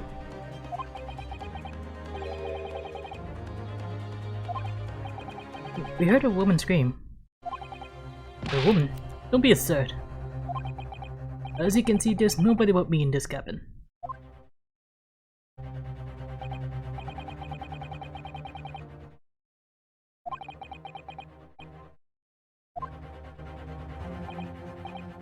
Get up, all of you, now! Please excuse the intrusion, but you're Mr. Grimsby Warlot, I believe? Yes, that's me. And you are? I'm the one and only, the actual Herlock Sholmes. You've heard of me, no doubt? No. I'm a great detective among great detectives. One who adorns the covers of popular magazines, no less. But I assure you, you may trust me completely. I mean, I would too. A detective. I do not trust detectives. I distinctly heard a scream emanating from within these walls. But there wouldn't appear to be a lady concealing herself within the wardrobe this time. So might it be so bold as to ask you to open that small traveling case? Oh, don't be stupid. How could anyone fit in a small trunk like that? Well, it's quite fashionable these days, is it not? Traveling inside one trunk. Don't look at me. Oh my, did you see that, Mr. Naruto?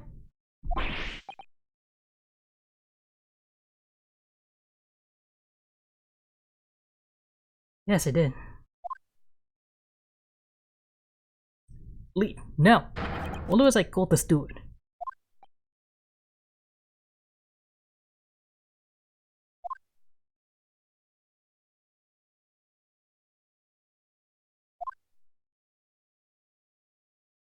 I couldn't agree more. Let's see if you can find some clues before that burly sailor returns.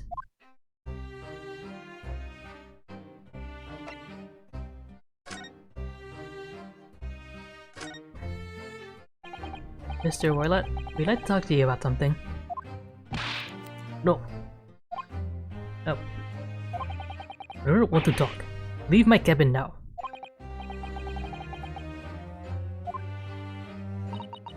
We're not getting anywhere here. I agree.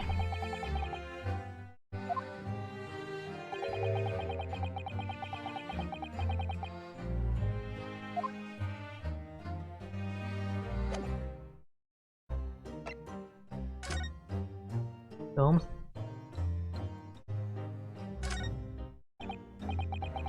Do you have a moment, please, Mr. Sholmes? You need only address me as Sholmes.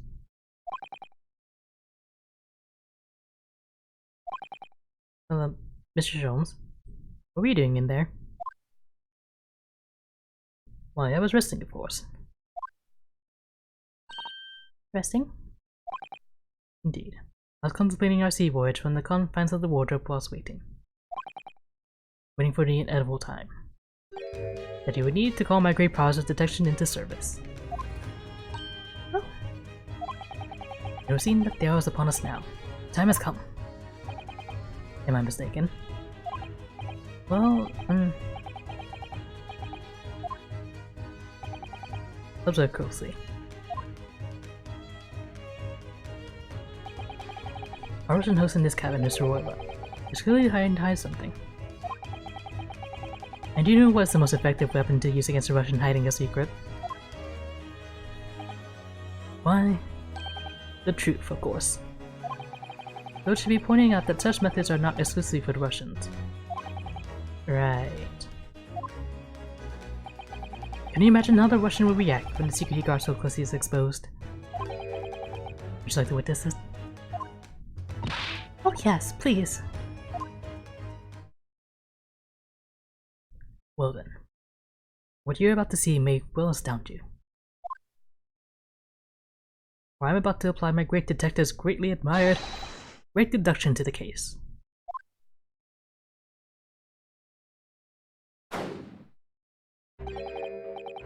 Could this man be a more accurate portrayal of a dubious Russian, I ask you? What? From time to time it occurs to me.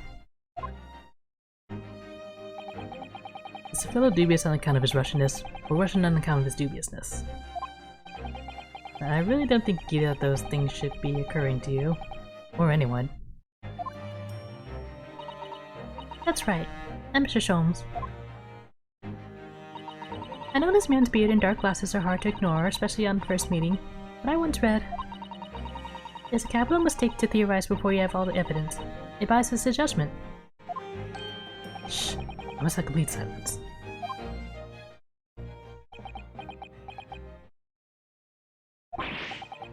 What are you doing? Why are you peering at my face like that?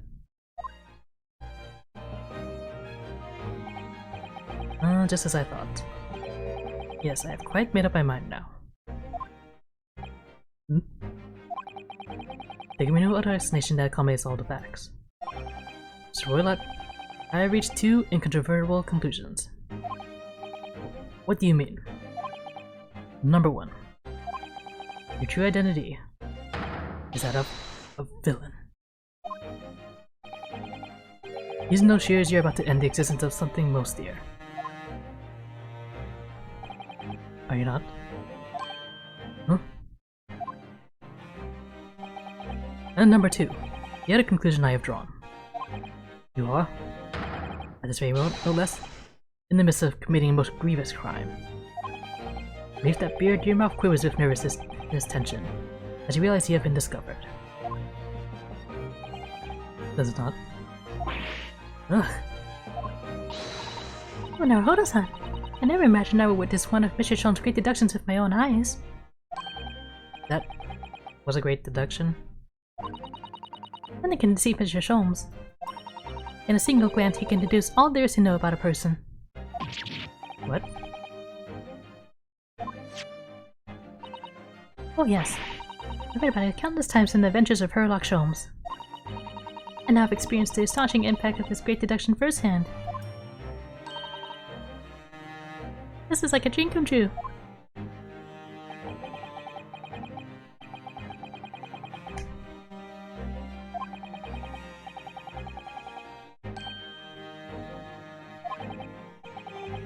Oh, how could you? How could I possibly know such things? You wish to say? Very well then. I shall elucidate. I shall explain how it is that I arrive at this pair of conclusions. So I cordially invite you upon a journey of logical discovery. Let us board the train of reasoning.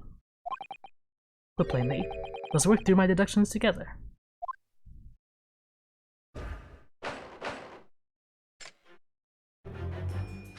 This is fancy.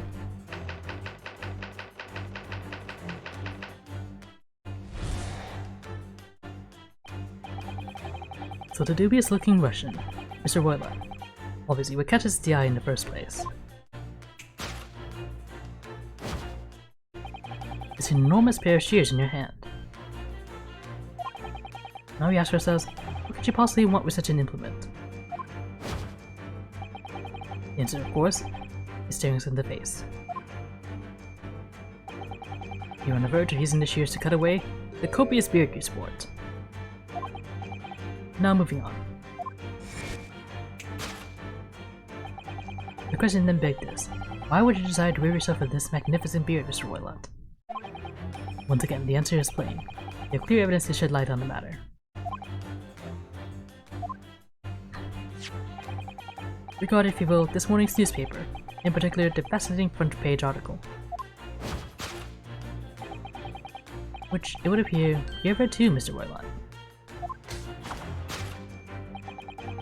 I'm sure you need no further clarification. The evidence that reveals your true identity is the article about the revolutionary.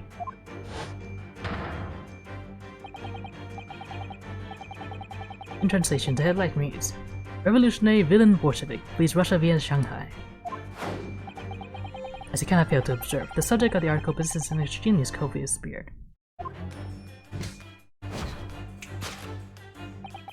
Having read the article yourself, you decided to remove your incriminating facial hair before I gave you away.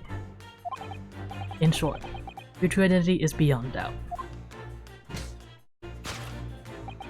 You are the fearsome Russian revolutionary himself, villain Bolshevik. Not that I've heard you myself, you understand.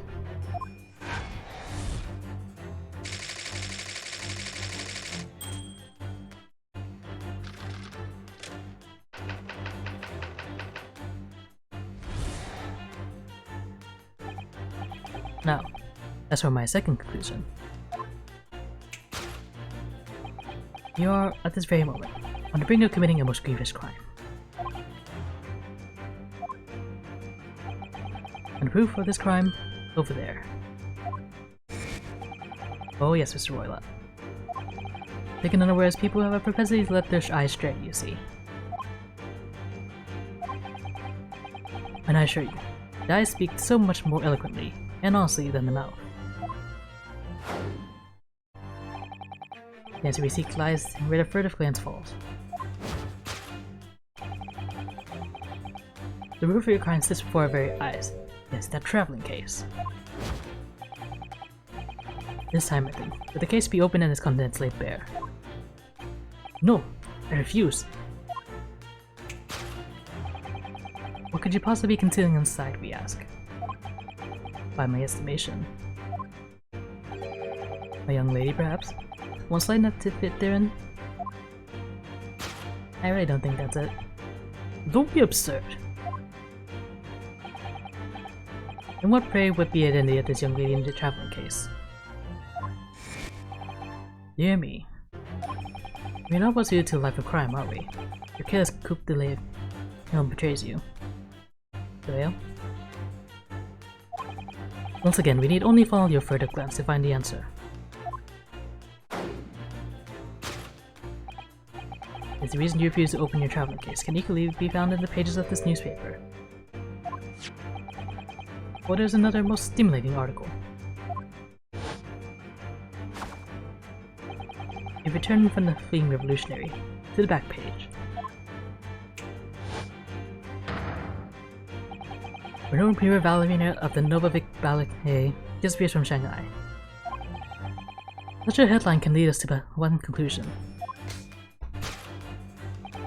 Your crime is that of abduction. And according to the article, the young lady's name is Nikolina Pavlova.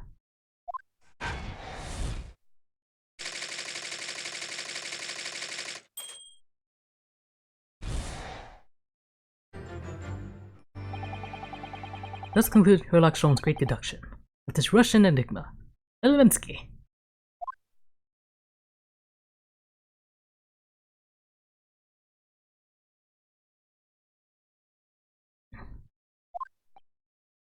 Misato-san, that wasn't one of the great deductions I've been hearing about so much.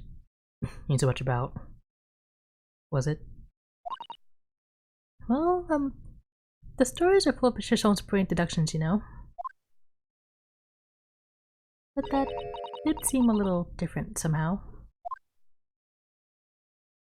Excuse me, Mr. Sholmes. Could you come over here a moment? Right, what can I do for you? It's about your deductions. Would you mind? No, go on. Well, to start with this, the newspaper article. I think we had the same discussion before, but these two men look nothing like each other.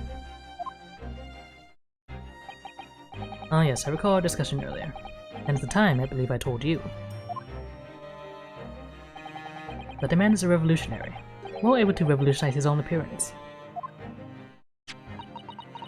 In fairness to Mr. Sholmes, Mr. Roylott does look more like this man than you do. That's not the point. And another thing, the part about him abducting the ballerina. Indeed, a truly startling revelation. At first glance, the case would appear too small to accommodate a young woman. Not just at first glance, it is too small, clearly. You'd be lucky to fit a 5-year-old in that case, even if you push really hard. I don't suppose the missing ballerina is a 5-year-old child, is she? You mean you don't know? No, the young lady is 15. No, I didn't know. How could I? Well, if she's 15, then 10 years worth of her would be poking out from the case. Some years ago, I read something pertinent, I believe. A troop of men consuming vinegar daily in order to promote a certain lightness in their bodies. Vinegar? For such a sour bunch, it was really base simplicity itself to contort oneself into the confines of that small case. Oh dear. You might think of contortionists in the circus, Mr. Sholmes.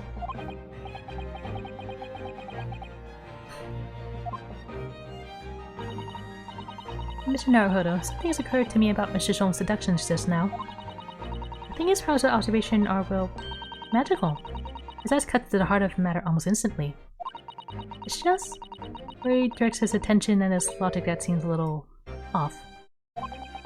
The idea of a little may be a little off itself, is this, Otto? It's just one or two key words in his deductions that seem to let him down. I was wondering if he might perhaps tactfully switch them for alternatives. What do you think? Switch some keywords in his deductions. Yes, but very tactfully. I feel sure if we could do that, we unlock the true genius of Mr. Sholmes' great deduction. Precisely the thought that's going through my own mind. At times I wonder how anyone puts up with me. I knew my good fellow. Sorry? Take a moment to look at your wrist. My wrist?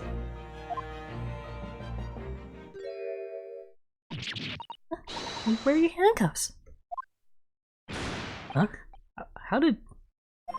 I thought they may hinder your ability to follow me in our dance of deduction. I don't believe it. Mr. Sholmes, you are a marvel.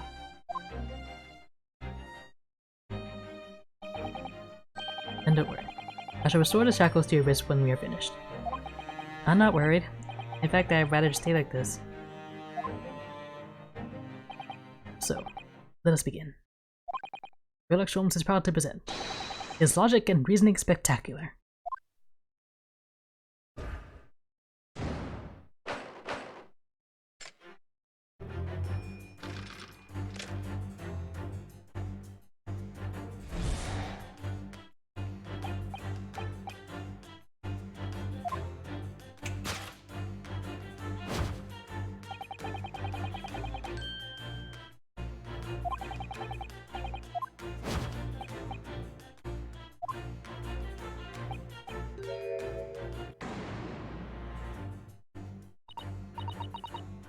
I'm not sure. Would you really use shears like that to cut off a beard? I doubt that's something I'll ever have to worry about. It doesn't quite sit right with me, though.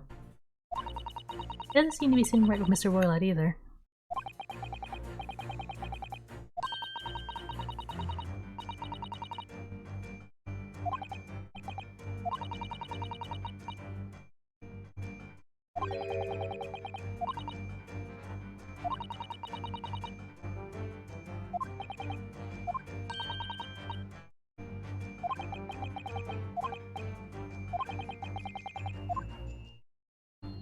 Okay, what is he using the shears for?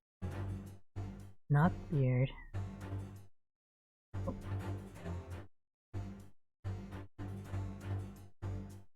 What is this?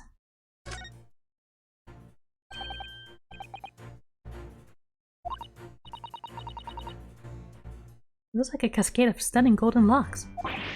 No, the color's not the point. The point is, what's it doing on the back of Mr. Willott's head?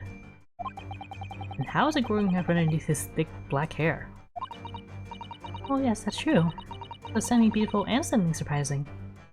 It's the weirdest ombre I've ever seen.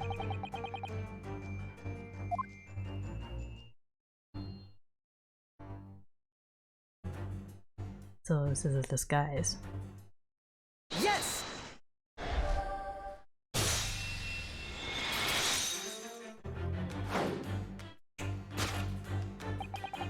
You're on the verge of using the shears to cut away the golden Loxy sport.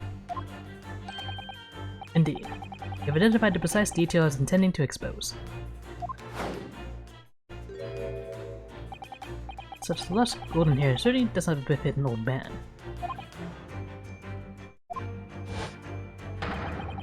You're not a man at all, you're a woman! And judging from the length and sheen of your hair, one's still very much in her youth. Oh no. If only I had managed to cut off my hair, no one would have suspected.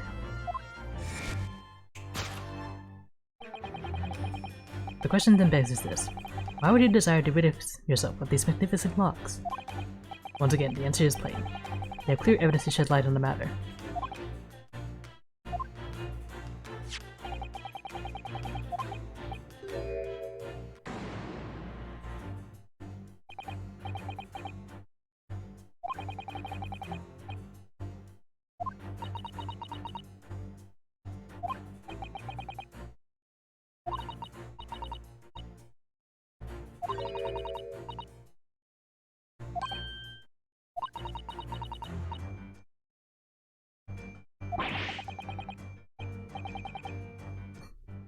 I don't do this because I like it, Taka.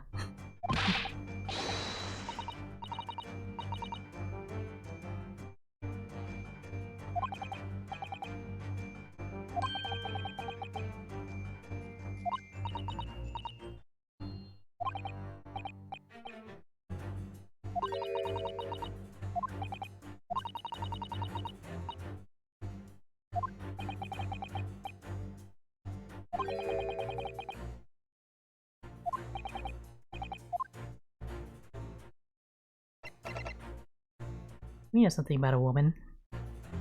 Yes!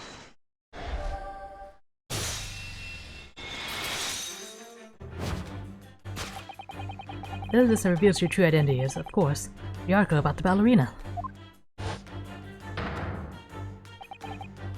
That's right, you hit the nail on the head.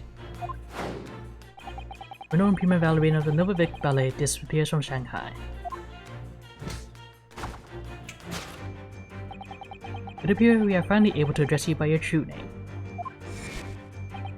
Yes, because your true identity is that of the Novovik Ballet's prima ballerina. Miss Nikolina Pavlova.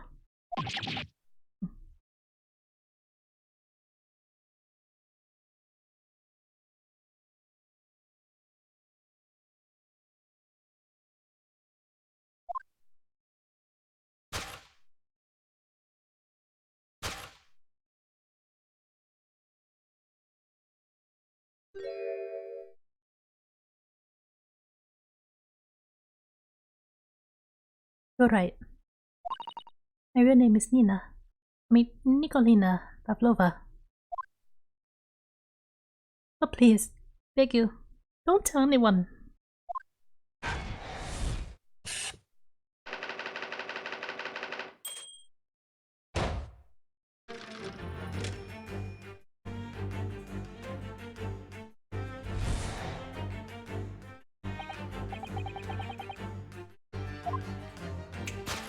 Well, we definitely know this is way off now.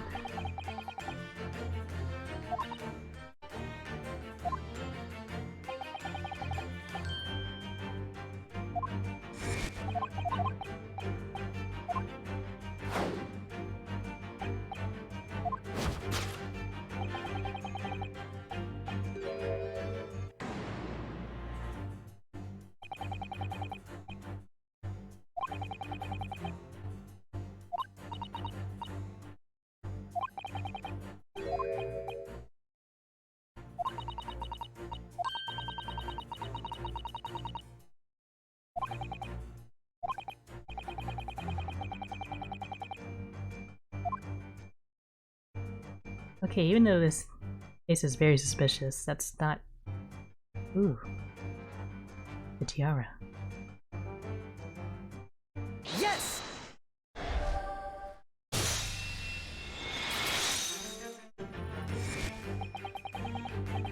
proof of your crime is surely this tiara. Well, at least this tiara was worn on the stage by dancers in the Wick Ballet, is it not?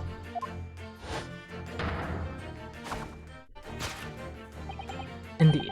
It appeared to be identical to the tiara pictured here in this newspaper article. And the reporting is to be believed, it is an item worth 20,000 rubles.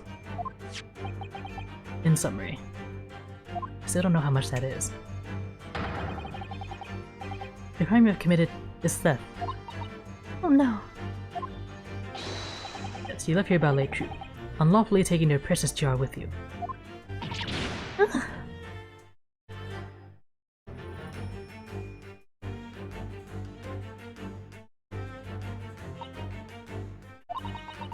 I have no one. No family. No friends. I am all alone. And I need money. But I did not steal the tiara. It was a present from, how do you say? An Earl of Prussia. It belongs to me.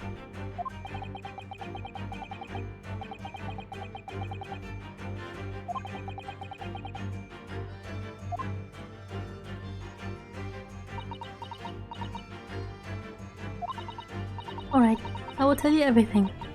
There's no point to hiding it now. Come, let us not be hasty. What? There remains one unsolved mystery about you. Mystery? Well, what do you mean? You have staunchly refused to open this traveling case of yours in our presence. It is reasonable to conclude, therefore, that there exists some reason why you wish it to remain closed.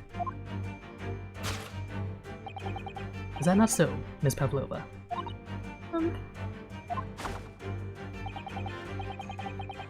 My dear girl, there's no sense in playing games with me. Nothing escapes my attention. Indeed. I have a very good idea of the contents of your case, even before I ever laid eyes on them. Dear me. We are not well suited to a life of crime, are we?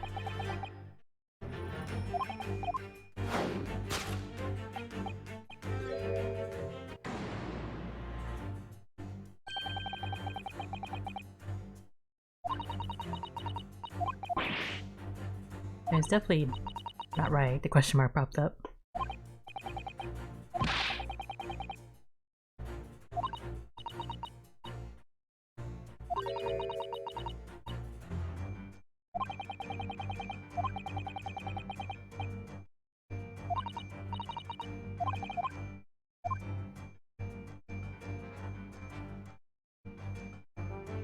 Alright, there's the rule against no pets. That's probably what's in the case. Yes!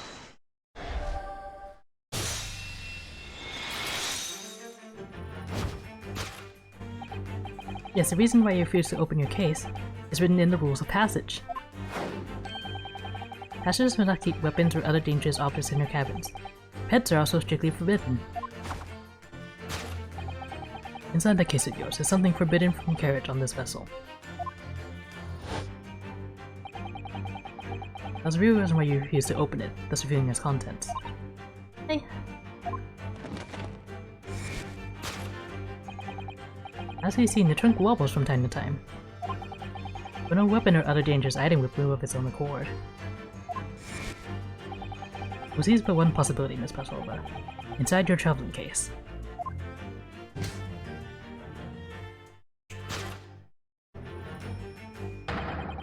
It's the last item listed as forbidden in the vessel's rules of passage. A pet.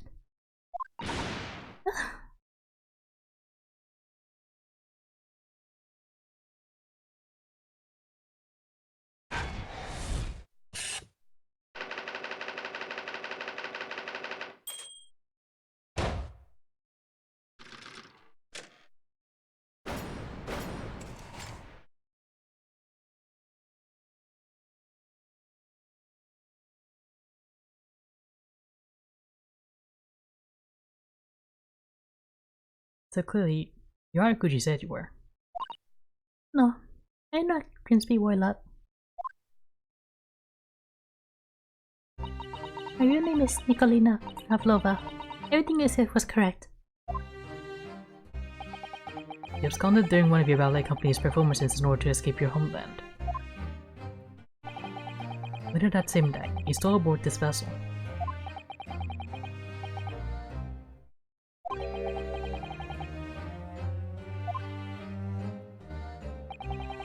In order to obscure your true identity, you somewhat recklessly took the guise of an old gentleman, and intended to sever all links with your past by severing your long hair.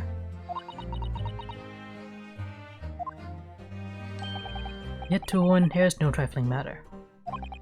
My personal recommendation is to leave her alone. Though, it was just you about to cut off your own hair. What was it that lit up the screen you heard from outside the cabin? The variable tinkling of a bell. Another than this young lady, naturally.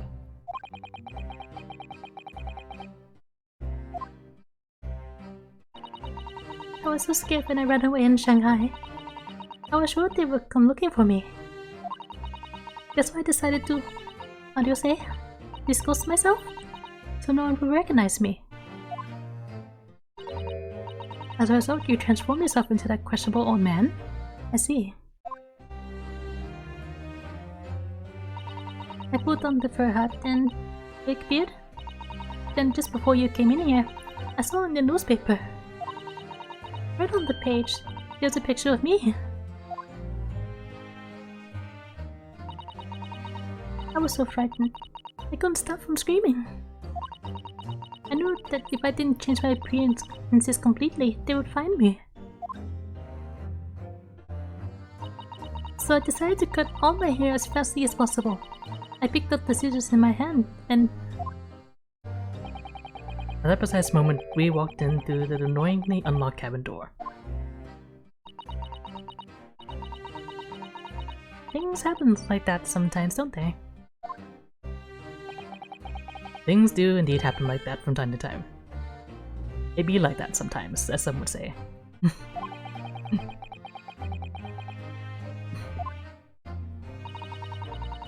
There's just one more thing I'd like to know. What exactly do you have inside your traveling case? You were right. It is my dear friend inside. My only friend in the whole world. Please, don't tell anyone. If the captain finds out, if you say to any of the crew... Your secret is safe with us, I assure you. But in return, you must tell us as much detail as you can muster about the events of last night.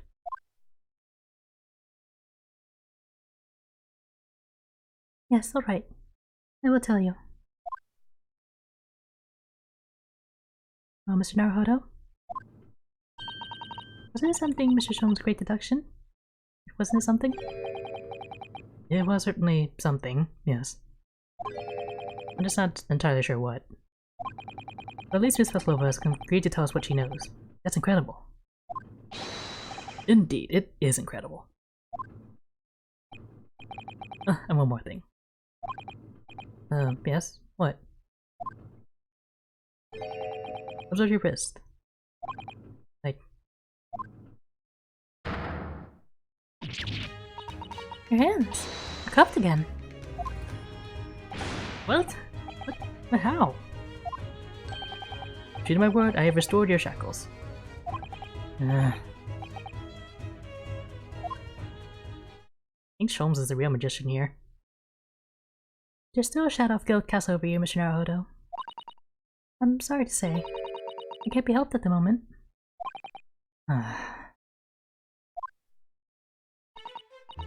Anyway, let's listen to what Miss Pavlova has to say.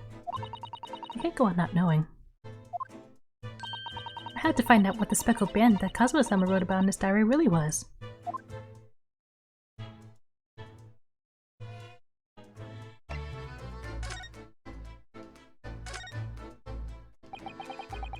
Did you know that someone was killed in the cabin next door to this one last night? When the crewman told me this morning when I was eating breakfast. The man who died. He was a friend of mine. Oh. That's why we're trying to find out what happened. Did you notice anything unusual last night?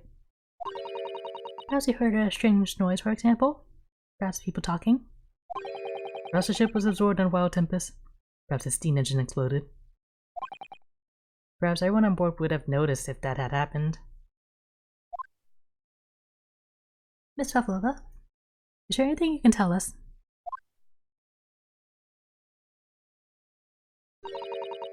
I don't know. I'm sorry, but all I could think about last night was what I had done and whether they would find me. I didn't notice anything that was happening around me. Oh, I see.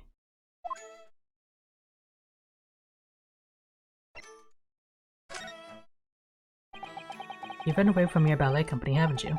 The Novovic Ballet? Yes. I'm traveling to Great Britain, and from there, I want to go to America. I will never dance again. I want to forget everything about the ballet. I will start a new life. You wish to forget? A challenging proposition.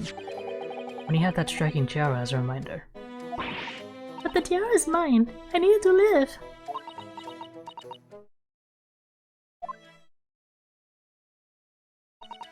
I have no money of my own. The Nordic ballet gives us only a little food and water, and we must dance all over the world.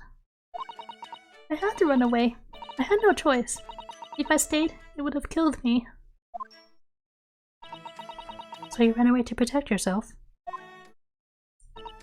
Yes, and the crew of the ship, they have all been kind to me. They let me come on board, and they said I could hide in this cabin. If that is indeed the truth, Miss Pavlova, it creates a most intriguing conundrum. Yes, it does. What do you think about it, Mr. Naruhodo? Me? Well, yes, of course. I think we should hear Miss Pavlova's explanation.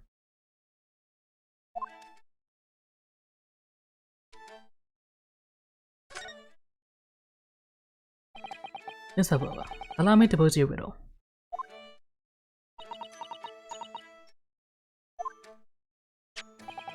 According to this newspaper, it was only yesterday that you absconded from the ballet. Now that being the case, it must have been last night that you boarded this vessel.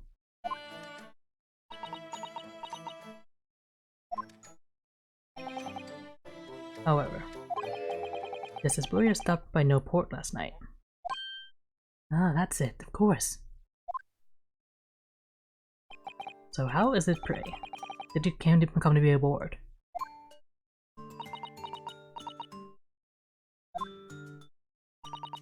Now that I think about it, the crewman outside the cabin acted very strangely when we mentioned that.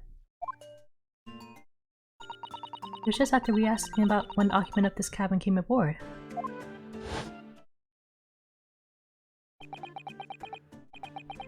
Not your business.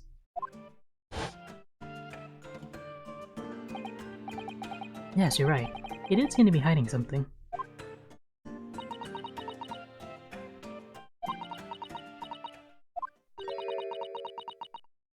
An angel descended from the heavens, bringing grace and beauty to the stage. Sorry, what was that? It's how the Russian newspapers described one of my performances. And that is how I came here too. I descended from the heavens, because I am an angel.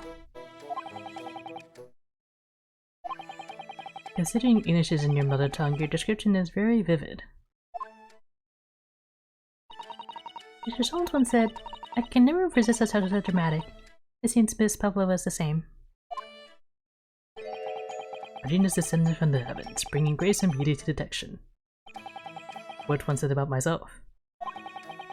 A quote from a wonderfully extravagant advertisement for the great adventures of Sherlock Sholmes, in fact.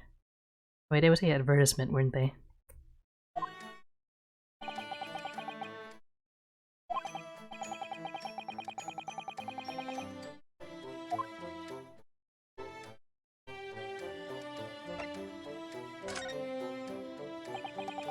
So the friend you mentioned is inside your traveling case, is that right? I don't think animals are allowed on board according to the rules of passage. Oh please, don't tell. Don't tell any of the crew. They found my precious. Then a burly Russian swoop bestirred himself in unison to throw you and your case overboard, no doubt.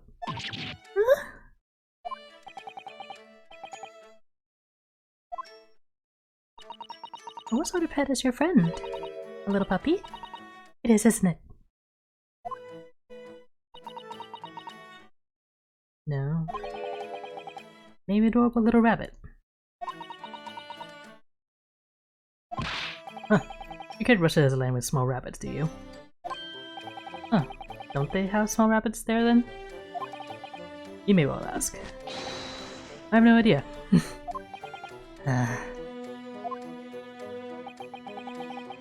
You two are miserable blungers when it comes to understanding the nature of young ballerina's friends. Isn't it obvious? It must be a chicken. Really? Consider the benefits.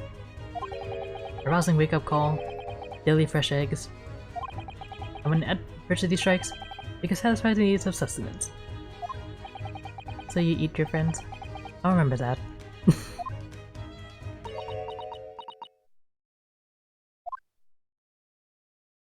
It would appear this friend's identity is a closely guarded secret not to be revealed.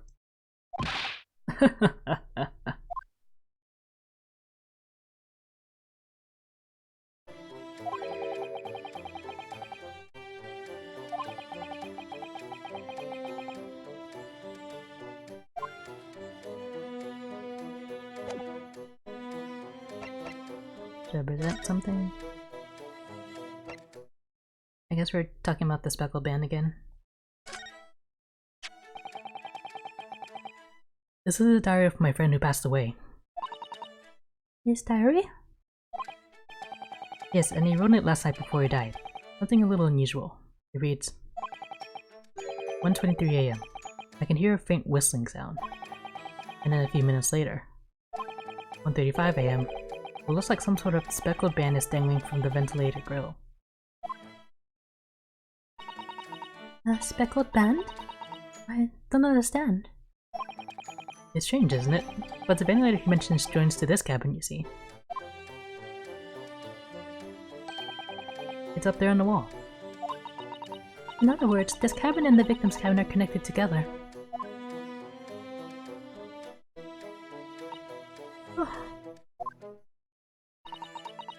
Miss Pavlova? Has something occurred to you?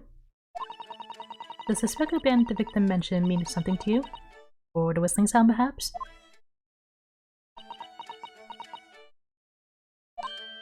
No. I don't know anything. Oh.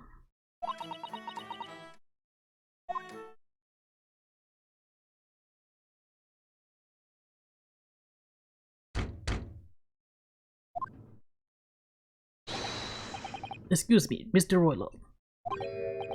Yes, what? Oh, she's fast. Captain would like to speak with you. You must come to Captain's quarters at once. Please. Alright, I will come down.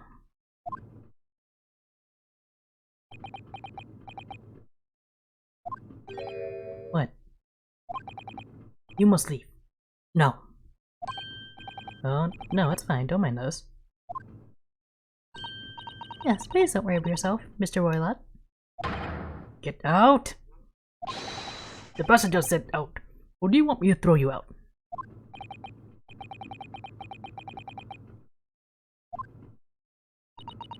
What a pity.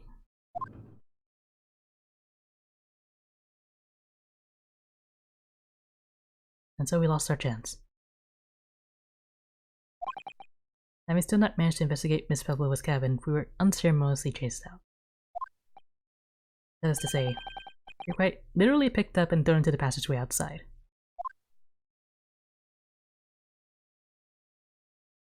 That went on for a while.